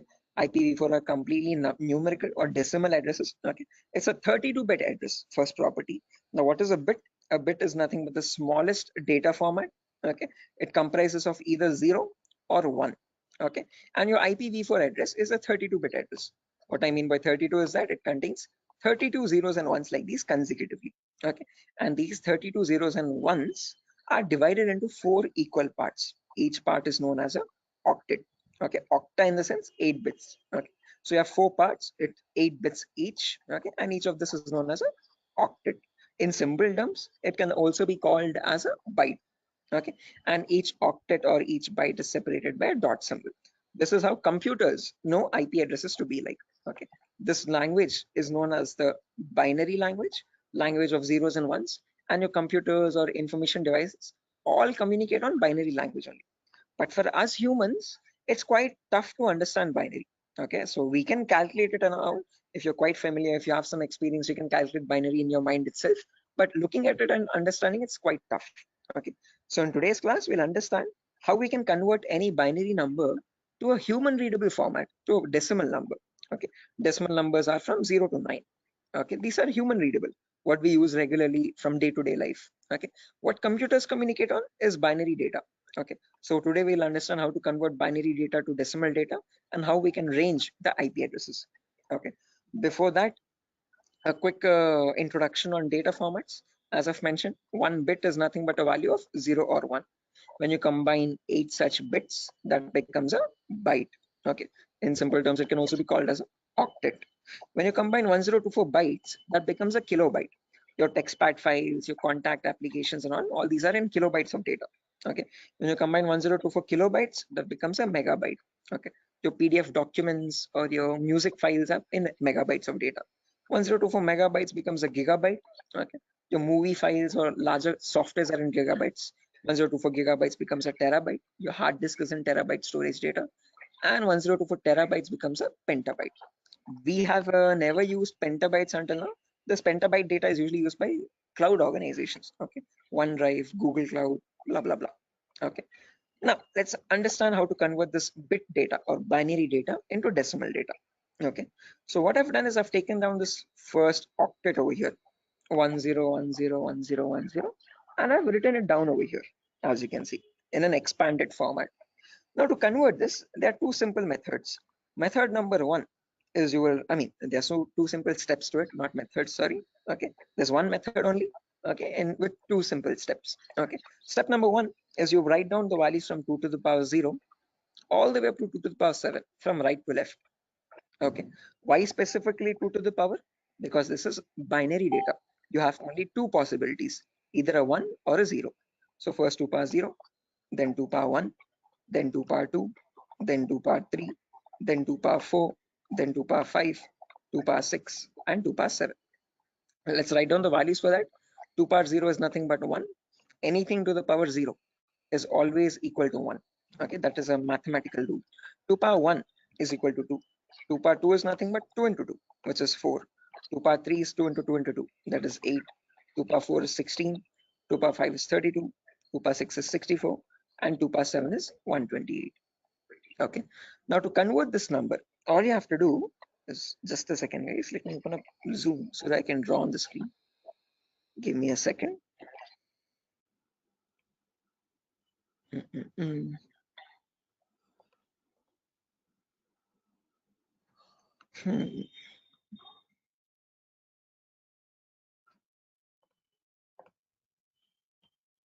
Right, perfect.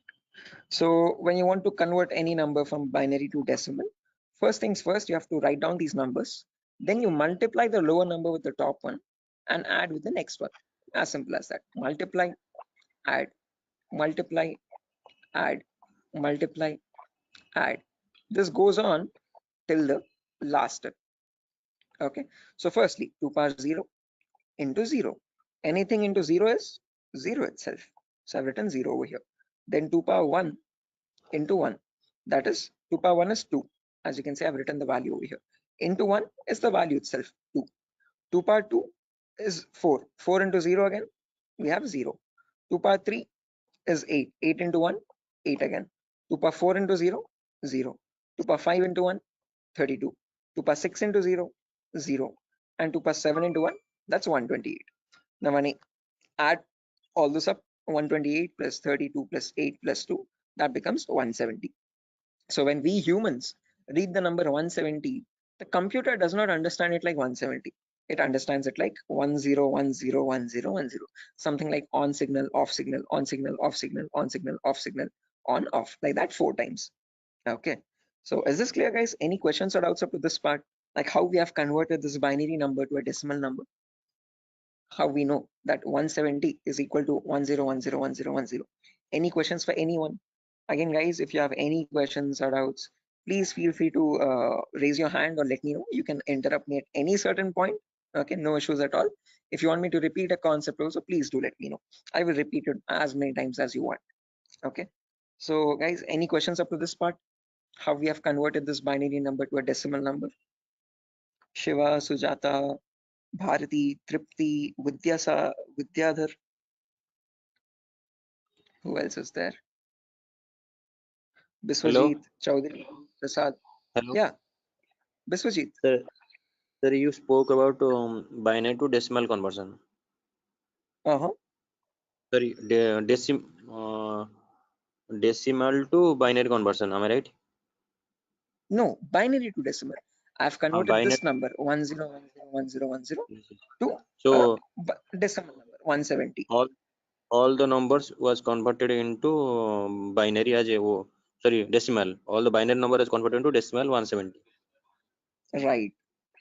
This specific number 10101010. Okay. How did we do that? We wrote down these numbers 2 power 0 all the way up to 2 power 7. Multiply the lower number with the top one and add with the next one. Multiply and add, multiply and add, multiply and add. And that's how I got the final result as 170. So this 170 in binary is equal to 10101010. Right. Is this clear, Biswajit? Yes, I am clear. I know and I clear. Perfect. If everyone has understood this, guys, I have another number over here, as you can see, 01011010. Can everyone convert this value and give me the answer for that? Take your time. You have the table over here as well. Okay. And as I've mentioned, you need to multiply the lower number with the top one. And just go with the next. Multiply and add, multiply and add. Okay. Take your time, guys, and let me know.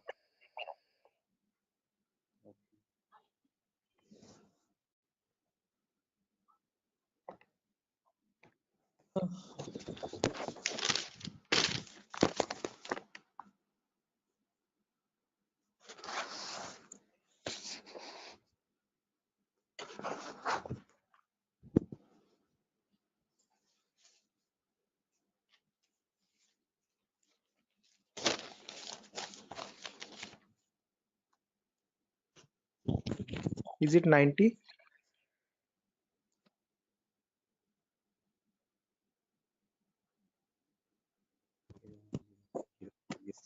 Should be 90. Correct answer, guys. 90 is the correct answer. Anyone else? Sir, are you going to provide us this text file also, or like we have to take notes means No, handwritten notes? definitely. I'm gonna give this file at the end of the class. I'll take down all your email addresses, and on your email, I'll send this document directly.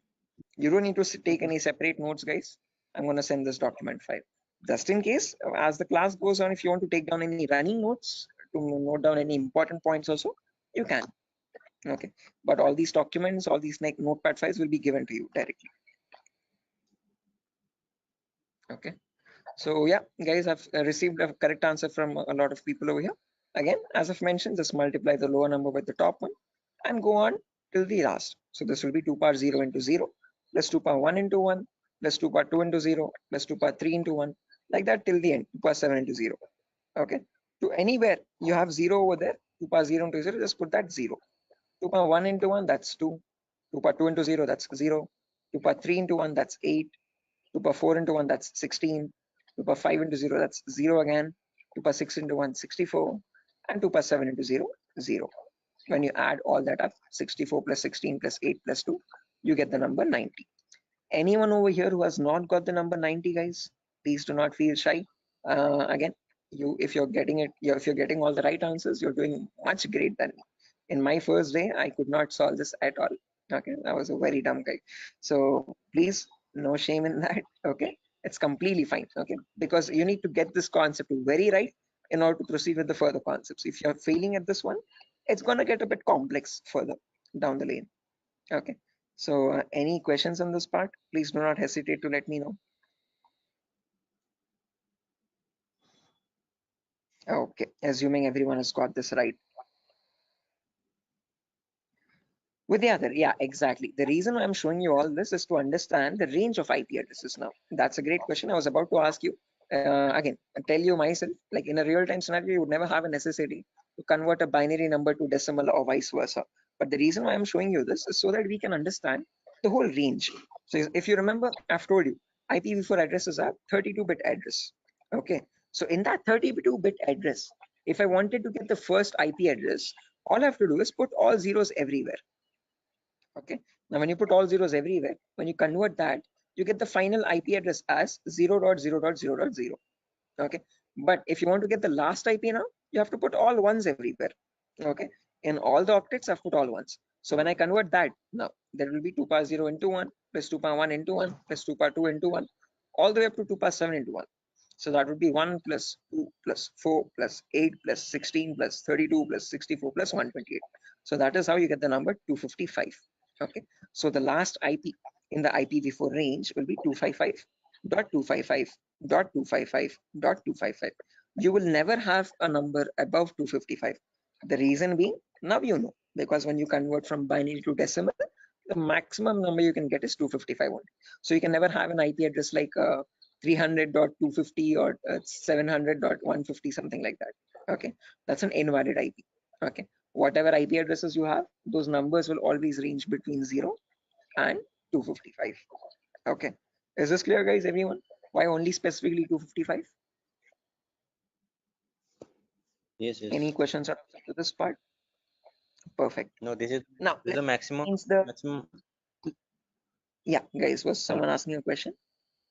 No, I just asked you. This is the maximum IP address to be connected, and maximum host to be connected. Yeah, that's the last IP address you could get in the IPv4 range, Biswajit. No, this is the like from 0 to 255 hosts should be connected, I think. Not necessarily. When we talk about IP addresses now from 0000 to 255, 255, 255, 255, we have around 4.3 billion IP addresses in total. Okay. What you're referring to is classes, guys. Class A, B, C. In class C, you can connect only 255 hosts. That is a much ahead concept. We'll reach there tomorrow. Okay. That's class C. Yeah, with the other. Exactly. Okay. So we have not come up to there, guys. So let's not jump ahead. That might confuse the other students. Okay. So we'll go in a very slow pace. Okay. We'll go step by step. Okay. Let's try to now we know the range of IPs. We know what IPv4 addresses are, how they look like. Okay, and what are the total like numbers, where are they starting from, and what maximum number can they hold. Okay, we know they start at 0000 and they end at 255, 255, 255, 255. Now in between these two numbers, how many addresses do we have is the main question. Okay, how many IPs are there? Okay, so for that, let's try to understand the sequence of sequence of IP addresses. Okay, and again, to understand sequence of IP, there are two simple rules. Rule number one is always start with the rightmost value. So if this is the first IP, 0000, next IP will be 0001, next IP 0002, next IP 0003, next IP 0004. This will go on up to 000255. Okay. After that, can I have an IP like 000256? Is this possible? No. Yes, this is not possible because 255th is the last IP that you can get in any octet. You cannot get a number above 255, guys. It is a very golden rule that you have to remember. Okay. Now, once this octet has reached the maximum value, there comes the rule number two. Only after the rightmost octet has been completely filled, then go to the left value. Okay. And after going to the left value, reset the rightmost value back to 0. Okay. What I mean by that is now this is completely filled. So now this left value 0 changes to 1. Okay. And the rightmost value 255 again resets back to 0. Okay. So next IP after 000255, next is 0010. Now don't directly jump from 0010 to 0020. That is wrong again. Okay. Rule number one, always go with the rightmost value first. So after 0010, you have 11, then 12, then 13, then 14. This goes up to 1255. Okay. After that, 20, then 21, then 22, then 23. Then you have 2255, then 30, 31, 32, 33, then 3255. Like that, it will repeat again and again and again. And somewhere you'll have 2550, 2551, 2552, 2553, 255, 255. Now, both these octets are filled, guys, as you can see. Okay. Again, rule number two. Once the Sir, rightmost octets are filled, what yeah, it signifies? those are the IP addresses, guys. Okay. So those are the IPs that devices can get in total. Okay. Okay, sir, continue. Right. Again, doesn't signify anything. I'm just showing the sequence of IPs. Okay. How do IP addresses progress from one another, one after the other, one after the other? Okay. Like after number one, you have number two, number three, number four. Like that, I'm showing you how IP addresses cycle one after the other. Okay. After 255, 255. Yeah.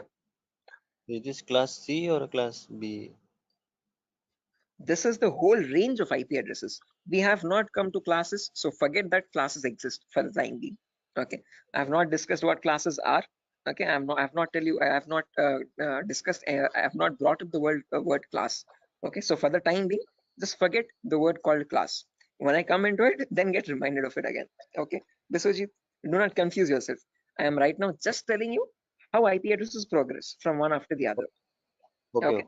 So I'm just telling you what is the first IP. After that, what is the next IP? After that, what is the next IP? After that, what is the next IP?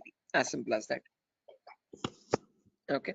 So after 00255, now this is completely filled. This is also completely filled. So now this 0 changes to 1. So after that, 0100, 0101, 0102, 0103. Then you have 10255. Then after that, this 255 becomes 0 and this 0 changes to 1. So 110, 111, 112, 113, 11255. Like that, the cycle repeats again and again and again. And somewhere you'll get 01 255 255. Just like how we had 0 0 255 255, you have 0 1 255 255. Then after that, from 0 2 0 0 to 0 2 255 255, 0 3 0 0 to 0 3 255 255, like that, 0 255 0 0 0 to 0 255 255 255.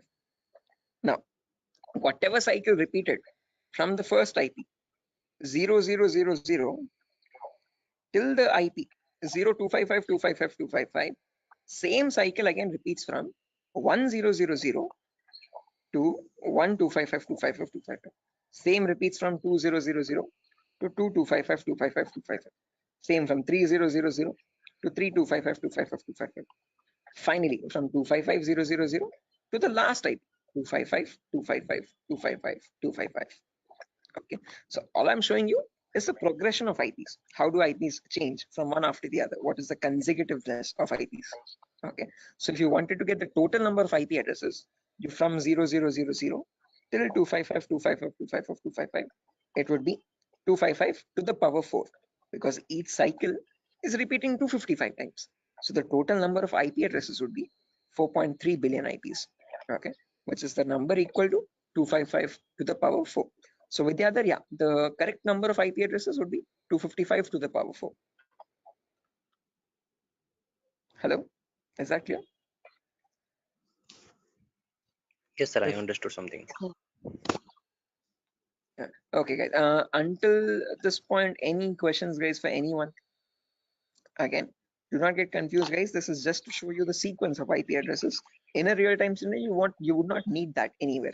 I'm just going very theoretically to get you familiar with the foundational concepts, like how IP addresses are built, how do they look like, what is the sequence of IP addresses, and so on. Going very basic. Okay. Sir, So you told. Hello. yeah, Biswajit. Sir, you told that 4.3 billion IP addresses. That means, sir, I did not get it actually. That, yeah, again, how many IP addresses are there, Biswajit? If you remember, each octet is cycling 255 times. Okay, so this first octet, rightmost one, is going from 0 to 255. Okay, after that from 10 to 1255, again 255 times. So like that, each octet is cycling 255 times. So there are 4 octets now. So 4 octets in the sense 255 into 255 into 255 into 255. Basic permutations and combinations. Okay, and when you calculate that 255 to the power 4, you get the number 4.3 billion. Okay, so that is how we got that number. Is that clear, guys? Okay. Hello?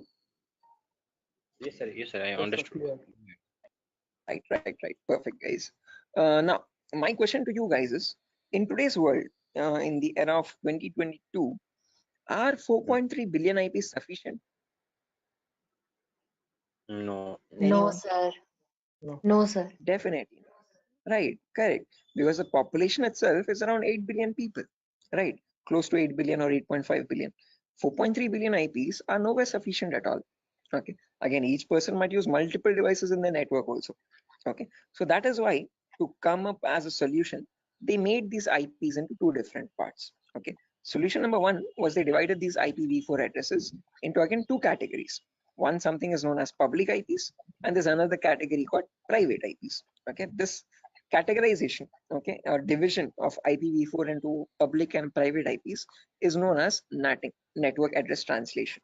Okay, when they knew that this solution is also not working out, this might also still cause the IPs to go extinct, then they came up with another set of IP addresses known as the IPv6 address, guys. Okay, so not just IPv4, there's another version as well called IPv6 address, and these are 128-bit addresses. What we are seeing until now is just a 32-bit address. 128 in the sense 4 times the size, bit length size of IPv4.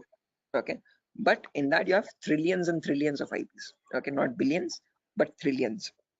Okay, so we'll discuss IPv6 on a later date. Okay, but in today's class, we'll end it with public and private IPs. So let's try to understand what these public IPs are and private IPs are. Okay, so public IPs are the IPs given to you by your internet service provider. So in our home, we might have different broadband connections. You could be using Act FiberNet or Airtel or Tata Docomo or BSNL. All these people are providing you the service of internet. Hence, they are known as ISP, internet service providers. Okay, they give you access to the internet by giving you a public IP. Okay, so to your home, you might have a router. Okay, that router might be getting a wire from the outside. Okay, that outside wire, that cable is nothing but giving you the public IP. Okay, so if you want to check your public IP, you could just go to the browser, and in the browser, you could just search, what is my IP? What is my IP? And from that, you get an IP address over here. If I click on the first link in the browser, you can see I'm getting my FiberNet from Act FiberNet Beam. My location is Pedawalter, Andhra Pradesh, Vishakhapatnam. Okay, so this is my public IP. This is the IP I'm using from my ISP to access the internet or to take this Zoom session. Okay, locally in my network, now I have multiple devices. I have my phone, I have my laptop, I have my smart TV, I have my smartwatch, and so on. So these devices internally or locally also need IP addresses. What they use in a local network, in an intranet, is known as a private IP. So private IPs are the IP addresses provided locally in a network. Okay, so this can be given manually by you, by the network admin, or they can be given automatically as well from a DHCP server. Now, don't worry what this DHCP server is. We'll discuss about it in tomorrow's class. But one important thing to note is public IPs are used for connecting to internet. Private IPs are used in a local intranet. Intra is nothing but a local network, a small indigenous your house network or home network. Okay. So if I just draw this out to show you much clearly, let's say over here, this is my ISP. I hope the drawings are visible, guys. This could be my ISP, internet service provider. Okay, and I have my house over here in Vishakhapatnam somewhere. Okay, in my house I have multiple devices. I have my phone, I have my laptop, I have my smart TV, and I have my Wi-Fi router also. Okay, this router is getting a connection from the ISP outside externally. Okay, this is nothing but my public IP. Okay, this is the public IP part. Oh, sorry, public IP. Okay, on the intranet locally. Now these devices, every device will be connected to the router internally. Okay, by giving the correct Wi-Fi router password. Okay, and these devices will get the private IPs. Okay, my phone will get one private IP, my laptop will get a different private IP, and my smart TV could be getting a different private IP. Each of them will be unique in a local network. Okay, so this is where public IPs come into play, and this is where private IPs are used in a local network. Is this clear, guys? Any questions up to this part theoretically? Hello? Public ISP, private. Okay, sir. Any questions, guys? Sir, actually, internet, just Yeah, internet is what you connect to the World Wide Web. Okay, whenever you're opening up your browser and connecting to any public website, okay, that public website is nothing but the internet facing site. Okay, your google.com or your yahoo.com, youtube.com, all these are public addresses. Okay, private IPs are the local IPs. So your inside home network is a private IP network, and that private network is known as the intranet. Okay, and this is the intranet, INTRANET. Okay, intra is nothing but local network, and this is the internet. Okay, is this clear, guys? Sir, Any I questions or have a doubts up to this? question. Yes, please go ahead, guys.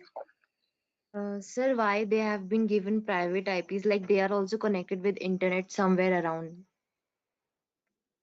Okay. So, like, why they have been given private IPs? They should be public, right? Which ones? I didn't get your point. Who's Like asking the question, guys? the devices which are in the home, they are in private IP, right? So somewhere Yeah. around they are also in connection with the ISP. So they should be Okay. public, you know. They should also be public. Yeah. So good question, Tripti, I guess. So whenever now let's notice over here. Let's say I have one phone over here and I have my laptop over here. Okay, let's say my brother's using my phone at the moment. Or let's say this is my phone. I'm browsing Facebook from my phone. My brother is using his laptop and he's also browsing Facebook. Okay. Now each of them, when they want to connect to the internet, okay, they will use the public IP. One, let's say this public IP is something like let me draw this out. Yeah, annotate. Let's say over here, my public IP is something like 1.2.3.4. Okay. Now, whenever we want to connect to facebook.com, we will use our public IP that we are getting from our ISP 1234. And using that IP, we will go and contact Facebook. And from Facebook, we will load our pages, internet or our Facebook feed or whatever it is. Okay. Now, let's say I am also browsing Facebook. My brother is also browsing Facebook from the same public IP. Now, how does Facebook know how to send my data to my phone exactly and my brother's data to the laptop or computer he is using? Okay, up to public IP, it will reach a router. But from the router, how does the router know which is the device which is holding my phone and which is the device which is holding my brother's laptop? That is where private IPs come into play. Okay, because my phone has a unique private IP where I have my account and my brother's laptop has his own unique private IP where that system has its own private unique address again. Okay, so private IPs are used to identify a device in a local network and send the packets exactly to that device. Are you getting the point, Tripti? Yes, sir. Got it. Okay, so public IP is used to give you access to public services on the internet. Okay, but let's say in a local network, so when you're connecting to your Wi-Fi router to access facebook.com, your packet from your phone will always reach router first.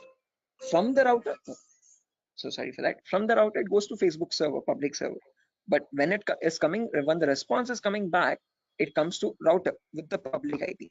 From that public IP, how does it know where to go? How does it know which device to connect? Because in your same Wi-Fi network, there can be many devices, multiple devices at the same time, right? For that local network connection, there is where we'll be using the private IPs, importantly, in a local network to give identity to each device in a local intranet private network. Is that clear, guys? Yes, sir. Right. Sir, I have a Okay. question. Yes. Sir, can we change a private IP address by ourselves? Yes, you can. Private IPs are in completely your control, and you can modify them according to your choice. There was another question in the chat. But why you free subnetting? Again, Vidyadhar, subnetting is only a concept to reduce the wastage of private IPs. Again, others who don't know what subnetting is, guys, do not get confused. This is a very advanced concept. We don't need to go into that depth of networking. Okay, but subnetting is where you can divide one class into multiple classes. So Vidyadhar, just to give you this answer, okay, others, just ignore this. Okay, this is you could say gibberish for you for the time being. Okay, so Vidyadhar, let's say I have 50 devices in my network, but I'm using class C. Okay, so now if I have my let's say in my organization there are two departments, one is accounting and one is sales. Okay, accounting needs 50 IPs, sales needs 50 IPs. Okay, the smallest class I can use is class C address, but in class C we can connect 255 devices. So if I remove 50 IPs from that, remaining 150 how many remaining 205 IPs are going wasted over there. So what I can do is I can break that class C into much more smaller subnets. Okay, so I can make it into two subnets where in each subnet I have again 122 devices. Okay, if I want, I can break that into 4 subnets again, where each will have again 64 IP addresses. Okay, so subnetting is just use when you want to break down smaller classes and see to it that you're not wasting IP addresses. Okay, so what I can do is I can break this class C into 4 subnets. Okay, with each 62 devices. Yeah, Vidyadhar. Sir, actually, I have a question that it is not correct or that we are saying that we are wasting IP addresses or anything else, because sir, we are we have many IPs. We can use it. You can, you definitely can. Okay, but just to So then not why get confused, let's say, IP addresses are wasting? sorry. Well, let's say Sir, you we have can. you have Yes, sir. 255 different networks, guys. Okay, you have Yes, sir. 255 departments. Okay, so for each department you have allotted each network 192.68.0, 192.68.1, 192.68.2. Okay, like that, and in each network you're only using 50 IPs there. Okay, Now let's say you wanted another department, 256th department there. Okay. Now can you use any of the previous networks? Because all of them are already used up from 190 to 160 zeroth network till the 255th network. Now if you want to add the 256th network with another 50 IPs or 100 IPs extra, then what will you do is my question. Okay, sir. Okay. Are you getting my point? Yes, sir. Okay, so just like that, it's not like you're spending money or anything, or no, you're not what do you say, giving any charges for the IPs that you're wasting. Okay, but just so that you have more IPs, free IPs left out, which you can allot for future services or future users. That's what I'm talking about, not wasting IPs. Okay, I guess this is Vidyadhar only who's asking the question. Sir, Tarzan here, sir. Oh, okay, Tarzan, sure. I hope this is clear. Sir, hello. Yeah, guys. Biswajit. Sir, actually, I'm unable to get the concept of private and public, because public, you are connecting to a public server like Facebook. You are all are connecting to Facebook. Okay. So, and they One are second. trying to Biswajit, access. stay. Uh,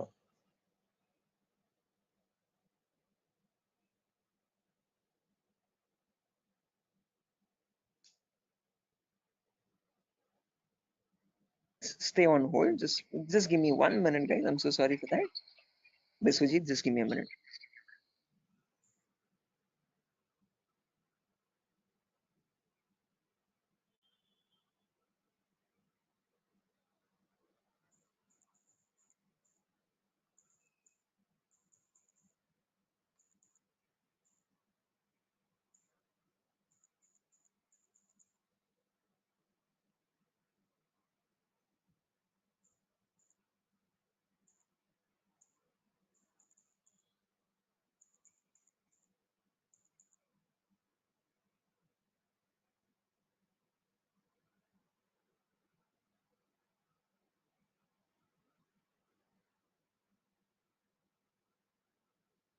Guys, can you hear me now? I'm so sorry, guys. The Vinayaka Chaturthi thing. But anyways, yeah, Biswajit, to come back to your point again, as I've mentioned, just remember one key point to note is that public IPs are used to access the internet. So when you want to connect to google.com from your laptop, okay, your laptop needs to get a public IP for that. Okay, that public IP is provided to you by your ISP, internet service provider. As simple as that. Private IPs are used for a local communication. Okay, so let's say you want to share files from your laptop to your phone, okay, or from your phone to another phone in the local. okay, understood. So yeah, now when we come to private IPs, guys, again, I guess I was muted over there. As I've mentioned, if you have multiple devices in a local network, now if you want to share files or anything from one device to the other device, if you want to share files from your phone to your laptop, or from your laptop to another phone or so, Like, okay, you don't need public IP, you just need private IPs over there. look, I understood. So means like there is one IP that is public to all, and but for that against to public IP there is also private IP to work internally for the Internally, exactly. For internal communications, you have the private IP. Okay, for external, for connecting to a public service, there you would need a public IP. Okay, is that clear, guys? yes. Right, perfect. Sure. So yeah, again, that's that for today's class, guys. Nothing further to discuss. Okay, we're already Hello. past our. Yeah, Prasad. Yeah, sir, sorry to ask you like this, sir. I have joined, half an hour late to the class, so I want to know the index.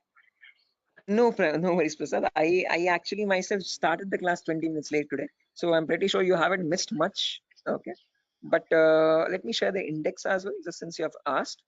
I have shared this in the demo session a couple times earlier. I hope you have attended the demos as well. If not, No, once. no. Okay, no worries. You can access that from Durgasoft's official YouTube page as well. This is the course content, guys. Okay, so we'll have a few introductory classes first, basic networking concepts, Linux and Windows commands, Windows Server configuration, virtualization, how to install Kali Linux. After all these introductory concepts are done, then we'll go into the advanced concepts. Okay, gaining access, malware attacks, network penetration testing, web application pen testing, basic cloud security, all that.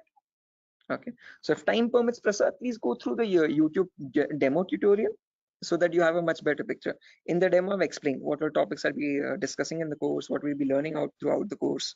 So it's much better if you go through the demo once time permits.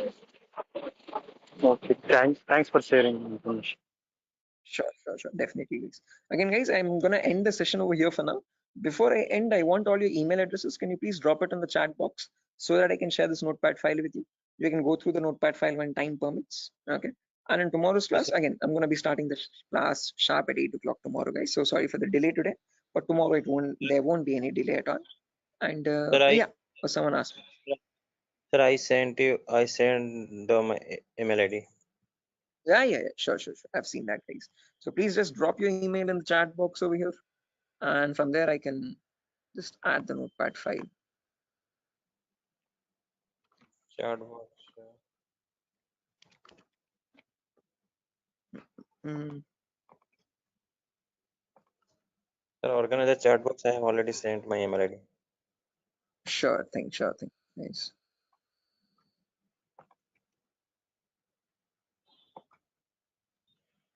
Can we drop your call or can we what? Sorry. Can we drop your call or we have to wait? No. Once you have dropped your email, you can leave, guys. Not an issue. Okay. Once you've dropped your email in the chat box, you can leave. You can join back tomorrow at the same time, guys. Sir, are you gonna send that class from the starting demo session to now, or you will send from the today only? Sorry, I didn't get you. No, I asked you. So the today classes lecture you will send by mail, or you are gonna send from the starting demo sessions? Are you talking about the recording specifically, Biswajit? Or are you talking about just the notepad files? This is the only notepad for today's only, na? Yeah, only today's notepad. Okay, demo. Okay. I don't have a notepad file for the demo. It's just a presentation. Okay. You have the demo already on your YouTube. Okay, but you will be getting the recordings for these classes in a few days, guys. We still need to receive the payments and all. So once all the payments have been confirmed, the link is going to change. So if you have not made any payments yet, please initiate payments. And after that, we'll be sharing you the recordings as well. Until then, you'll only be getting the notepad files. Okay, sure. So I've got over here 1, 2. What is the 3. course fee?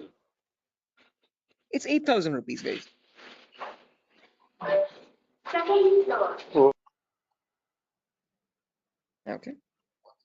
Sir, salute, okay, I've received 4 emails, guys, over here. Okay, sure. So yeah, that's it, guys. I'm going to send the notepad file. Right. Sorry. Sir, actually, I'm not getting the chat bot. I'm sorry to ask where exactly it is. You have access this from the browser, right, Ravikiran? From the link. On the top right corner, you can see actually I'm accessing it from the application, so that's why I'm not getting that.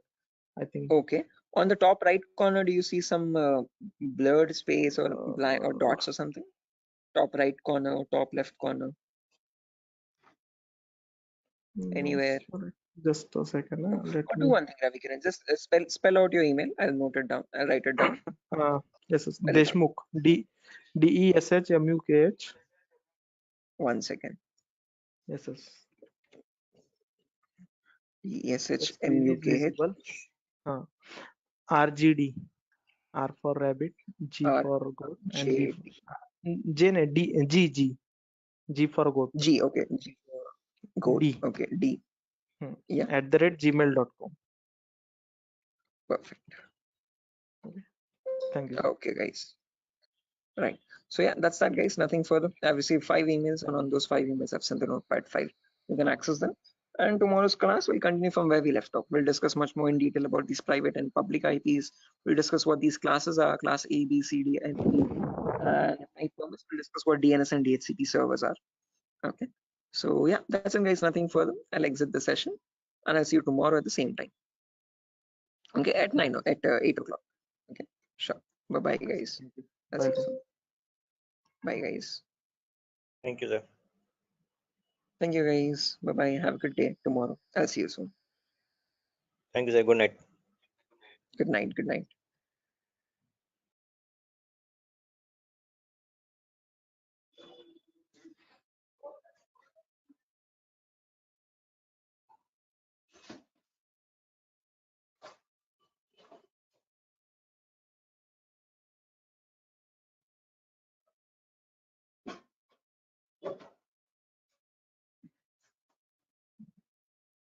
Okay, guys, can you see my screen? Is it visible? Yes, sir. It is visible. Yes, sir. Right, perfect. Let's do one thing. Let's just wait for 2 more minutes for the other people to join as well, and then we'll start Okay, the sir. session. Okay, sir. Okay. Very good. Sure. Anyone who's viewing or joining the session today, fresh without joining yesterday? Anyone from that such? Okay. I hope everyone has joined yesterday as well.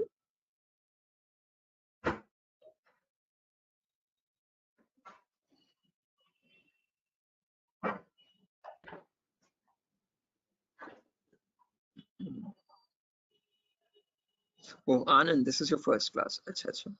Okay, Anand, I'll do one thing. I'll just take a quick recap of whatever we discussed yesterday. In the meanwhile, okay, there's Biswajit, Mamoon, Ravikiran. Ravikiran, did you call me in the evening, Ravikiran? I was a bit out. I was a bit busy. I'm so sorry you couldn't attend to your call. I thought of calling. Yes, sir. Actually, It I slipped my called you mind. because I had one query. So, Achha. so I will call you. Means I will ask you on a telephone call only. Sure. Again, I have a class till 10 o'clock after your batch also. So give me a call after 10. Okay. Okay, sir. No problem. Thank you. Sure. Okay. Then Shiva, Sujata, Tripti. Okay. Tripti, I have received your email as well. I'll be sharing the notepad file today. I'm so sorry I couldn't do it yesterday. Okay, so no problem. Sure. Okay, so a quick recap, guys, on yesterday's class. We were discussing basic networking concepts. Let me open up my networking document.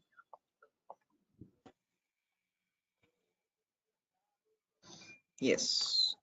So again, we are in the first prerequisite concept, guys. We're understanding what basic networking concepts are. So Anand, what we discussed yesterday was basically IPv4 addresses. Okay. So every device has a unique identity to it, and that address is known as a IPv4 address. IP stands for Internet Protocol, and this is the 4th version of it. Okay, the ones which is successfully working even in today's world. It's a 32-bit address basically. What I mean by 32-bit is that it contains 32 zeros and ones consecutively. Okay, and then it is divided into 4 octets, each of 8 bits. Okay, so this is how the address looks like in the binary format. The binary is nothing but the language that computers understand, the 0 or 1 language. Okay, but this is not that human readable. We don't understand it that easily. What we understand is the decimal numbers from 0 to 9. Okay, so what we did or what we learned yesterday was how to convert any binary number to a decimal number. Again, quite a bit lengthy. I won't be going through that. If time permits, go through the recordings. We'll be uploading all the recordings once the payments are confirmed. Okay, so once you're joining and once you make the payment, you can access the recording for yesterday's session as well. Okay, so we have understood how to convert binary numbers to decimal numbers, and from that we got the range of IP addresses. First IP being 0000, and the last IP being 255.255.255.255. These are the IPv4 address range. Okay, and then we learned what is the consecutiveness. So what is the sequence of IP addresses? What are the 2 important rules for that?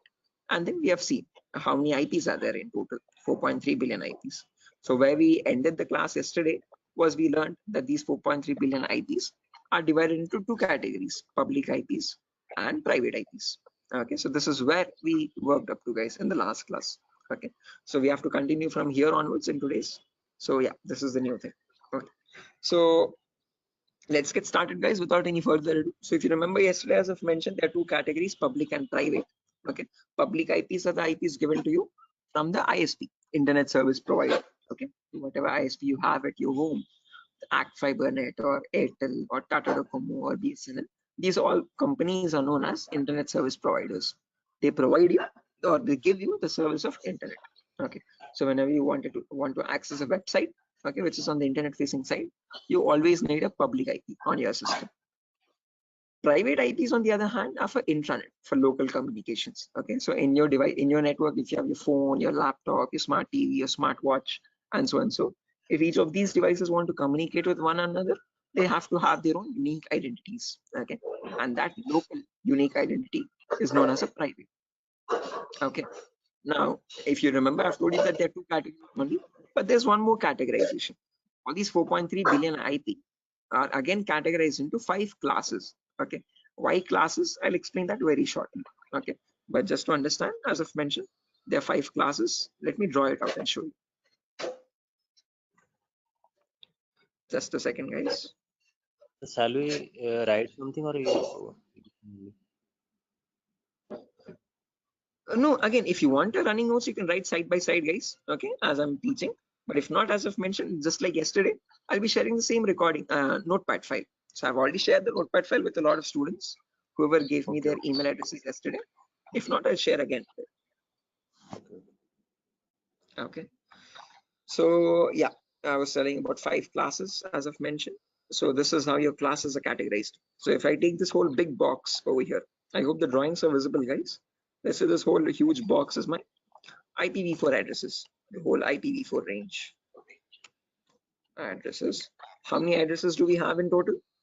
4.3 billion addresses. Okay. Now these 4.3 billion addresses are divided into 5 categories. Okay. So let me draw some smaller boxes. So this is the first class, class A. Then you have class B, and then class C, and class D, and class E. So these are the 5 boxes. Okay. So this is class A, as I've mentioned. Then there is class B. Then there is C, D, and E finally. Now each of these classes again are categorized into public and private IPs. We have already seen this yesterday. So this has some public and private IPs. This has some public and private IPs again, class B. Class C also has some public and private IPs. Class D and class C, there are no private IPs. All of them are directly public. So class A has a few public IPs and a few private IPs. Okay. Similarly, class B also public and private. Class C also public and private. But class D and class E, they have no private IPs. All of them are public IPs only directly. Okay. So if you want to take a screenshot or anything, guys, you can take a screenshot of this image of like a classification of IP addresses, a very simple diagram. Okay. So from this diagram, you can remember which classes have what type of IPs. Okay. So can I clear the drawings, guys, if you're done? Yes, sir. Right. Now, let's try to understand the range of each of these classes now, one by one. So as I've mentioned, the first IP starts at 0000. Last IP ends at 255, 255, 255, 255. These are my 5 classes. And guys, you have to memorize these values. Okay, these 5 lines of data. So class A starts at 0000 and this ends at 127, 255, 255, 255. Since this is ending at 127 and all these 3 octets are filled, 255s, then the next number starts at 128. So class B, that is why, starts at 128,000 and ends at 191, 255, 255, 255. Since this is ending at 191, class C starts at 192,000. And this goes all the way up to 223, 255, 255, 255. Since this is ending at 223, class D starts at 224 and ends all the way up to 239, 255, 255, 255. And finally, since this is at 239, class C starts at 240. So all you have to remember is 4 numbers, guys. This 127, 191, 223, and 239. Easy ways to remember. On left side, you have all even numbers. Right side, you have all odd numbers. Okay, 0 to 127, 128 to 191, 192 to 223, 224 to 239, 240 to 255. Okay, on the left side, you have all zeros. On the right side, you have all 255s and 3 octets. Okay. Now these are the classes: class A, B, C, D, and E. Again, in each class, if you remember, I've told you they are public and private IPs. So in class A, between 0000 and 127, there's a range 10000 to 10255. These are the public, private IPs in class A. Any IP outside this range by default is a public IP. That is a key important rule to remember. Okay, any IP between this range is a private IP. Any IP outside this range in class A is a public IP. Okay, similarly in class B also, between 128 and 191, there's a small range, 172 1600 to 172 31 255. This is the private IP range in class B. Any IP inside this is a private IP. Any IP outside this range is a public IP. Similarly in class C also, between 192 and 223, 190 to 16800 to 190 to 168 255. Any IP inside this range is a private IP. Any IP outside this is a public IP. Okay, so just to practice out these ranges, guys, I'm going to write down 10 IPs as examples, and you have to look at these numbers. Okay, you have to look at these 8 lines of data and tell me which IP is belonging to which class and whether they are public or private IP. Okay, let me quickly write down a few IP addresses, guys, over here. Okay, one last time, just to make you understand, if you take a class A example, so between 0000 and 127 255. So this is the whole class A range, guys, as you can see, between 0000 and 127 255. So in between this, there's a small range, 10000 to 10 255. This is the private IP range. Okay, any IP inside this range is a private IP. Any IP outside that, so from 0000 to 9255255, these are public IPs. Again, after 10, you have 11000 to 127 255. These are also public IPs. Okay, so in the whole range, you have in between private IPs, and outside that you have public IPs. Is this clear, guys? Any question or doubt up to this part? No, I understood. Anyone? Right, everyone? Anyone who has not, please do not hesitate, guys. Please let me know. If you want, I will explain again.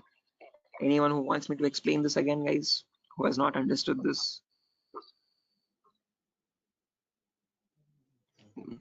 Perfect. Okay, guys, I hope you're not being shy or anything. Please do not hesitate, guys. It's going to be your loss. If you want me to explain, I'll try to explain in much better formats as many times as you want. Okay, the main objective is that you do not get confused here. Okay, because these are very important foundational concepts. Okay, so what I'm going to do now is I'm going to write down 10 random IPs. You have to look at these ranges and tell me which IPs, which class, and whether they're public or private. So let me quickly write them down.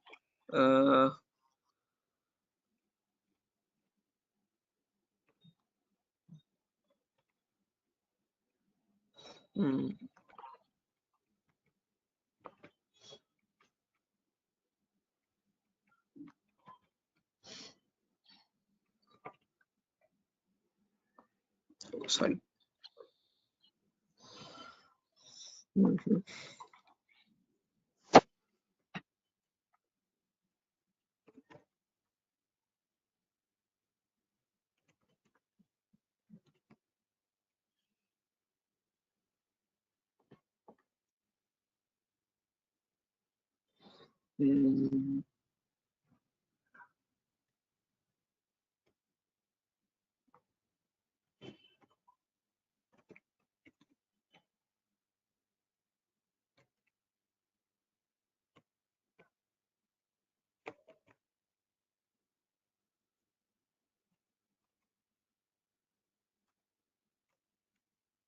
Okay, so I have 10 IPs over here, guys. Look at the first IP, 10, 20, 30, 40. Now tell me which class it belongs to first. Class A. Class A, perfect answer. Class A. Why class A? Sorry? Class Yeah, guys, A. right, perfect. Why class A? Because this is 10 dot something, and 10 is falling between 0 and 127. So that is why this is a class A address. Perfect answer. And which IP is it? Is it a public IP or a private IP? Private IP. Private IP. Perfect answer. Why specifically private? Because now you told me that this is class A, and class A private IP starts from 10000 and up to 10, 255, 255, 255. Okay, so the first octet is matching 10. After that, the remaining 3 octets, it can be any number between 000 and 255, 255, 255. So this is a private IP. Okay, next IP, guys. Class C. Sorry, class B. B for Batman. C. C. Okay, C for cat. How many of you say this is class C, guys? Everyone, or any other answers? No, the Class 192 C. class C. Right, class C. Correct answer, guys, everyone. Sujata, was that you who answered first, or Tripti, was that you? Yes, sir. Sujata, okay, right. Okay, after that, now can you tell me which IP it is, whether it's a public IP or a private IP? 192, 168. It's a public. It's a public I IP. guess private. Okay, I have what do you say, conflicting answers over here. Some of you are saying public IP, some of you are saying private IPs. How many Yes, of sir. you are voting for public IP? Yes, sir. Public. Yes, No, sir, sir, public. private. The private, because you have written here 192 private IP class C. Okay, But 192. it is from 168. It is 165. So it should be 192, private. 168. It's public IP address. The Yes, private correct. IP. So you have mentioned over No, OB. yeah, Biswajit, point is right. Okay, if you take the first octet, 192 is matching, well and good. Okay, but if you observe the remaining 3 octets also, this is 165. Okay, and in private IP, it's starting from 168.00 to 168.255.255. Okay, number is 165, which is outside that range. So therefore, this is a public IP. Okay, so you answered correct first time, and then you changed your answer later on. So again, no confusion. So in class A, it should be between 10 and 10. Remaining 3 octets, doesn't matter what they are. In class B, it should be between 170 to 16 and 170 to 31. Okay, doesn't matter what the remaining 2 octets are. In class C, it should be between 190 to 168.00 and 190 to 255, 255. So these two should match first 2 octets.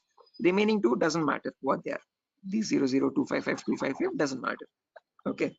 Next IP, 172.16.01. Which class? Class B. Class B. Private IP. Class. Perfect. Private. Public or Yeah. Private. private IP? Perfect answer. Next one, guys.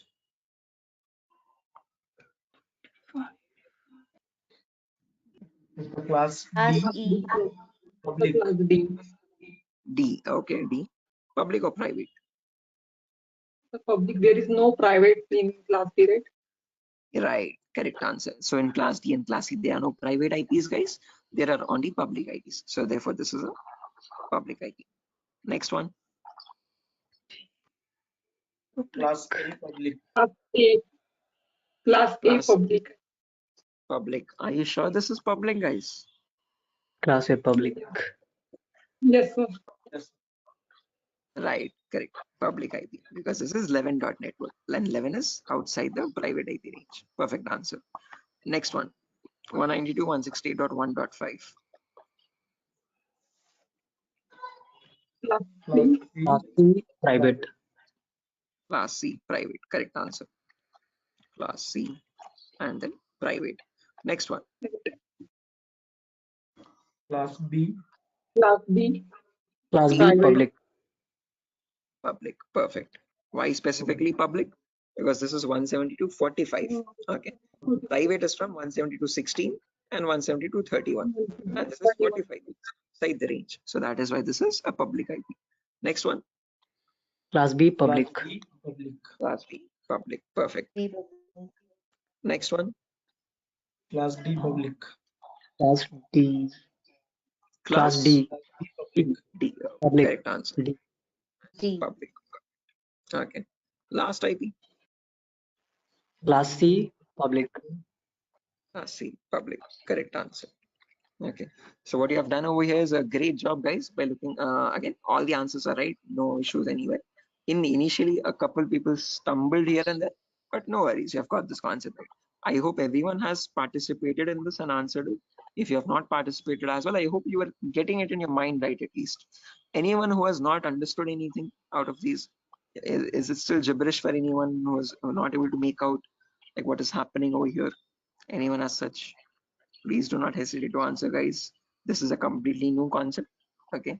So even if you're not getting it, that's completely normal. I sucked a lot more. You're doing great. Okay. So yeah, that's that. This is a great concept. Again, what we have done over here is, guys, we have taken the help of these 8 lines. I would recommend you, if time permits, please memorize this at the earliest. As soon as you look at an IP, you have to figure out just by looking at it which class it belongs to and whether it's a public or a private IP. It's very important for us in the coming concepts. Okay. So over here, if I go to my browser and if I check for my IP, that's my browser. If I search for what is my IP, can you tell me what IP will I be getting over here? You will get public. Public IP. As you can see, it's mentioned over here. This is my public IP. 49, 204, 238, 146. Can anyone tell me which class it belongs to? That is a public IP for sure. But which class? Class. Sorry? In Okay, notes. there's some confusion. Open this notepad file. Yeah. 49. It's I think Class class A. A. Class A. Yeah. Class A, 49 is good. Yes, perfect. Class A and public IPs. Okay, so whenever you check in the browser, guys, it will always show you your public IP. If you want to check a private IP for your local machine, yeah, Biswajit. Sir, in each time, whenever if someone is typing what is my IP, so every time it will show you only class A IP address. Not necessarily. You can get it from class A, B, or C. Any class. Okay. Means Okay. it is varying. You will never get. Sorry. It is varying or what? Yeah, it will vary. Definitely, it will keep on changing. So you can get a class A public IP, class B, or class C. You will never get class D or class C. I'll explain why. But it can vary between class A, B, and C. Okay, it can alternate. Okay. Now, if you want to check your private IP, guys, I hope that is clear. How? So it depends on your ISP. ISPs have their own set of IP addresses, and from that set, they will allot one IP to your system or to your network. Okay. So whatever IPs they purchase from the various organizations, that IPs they can have. Okay, and they will purchase IPs from any range, class Sir, A, B, or C. Sir, in total, all over in like India, all this is called everyone have select systems. So whenever they are accessing the internet, so what they are the ISP or providing their IP to this machine, public IP. Is that are you saying? That's what, yeah, exactly.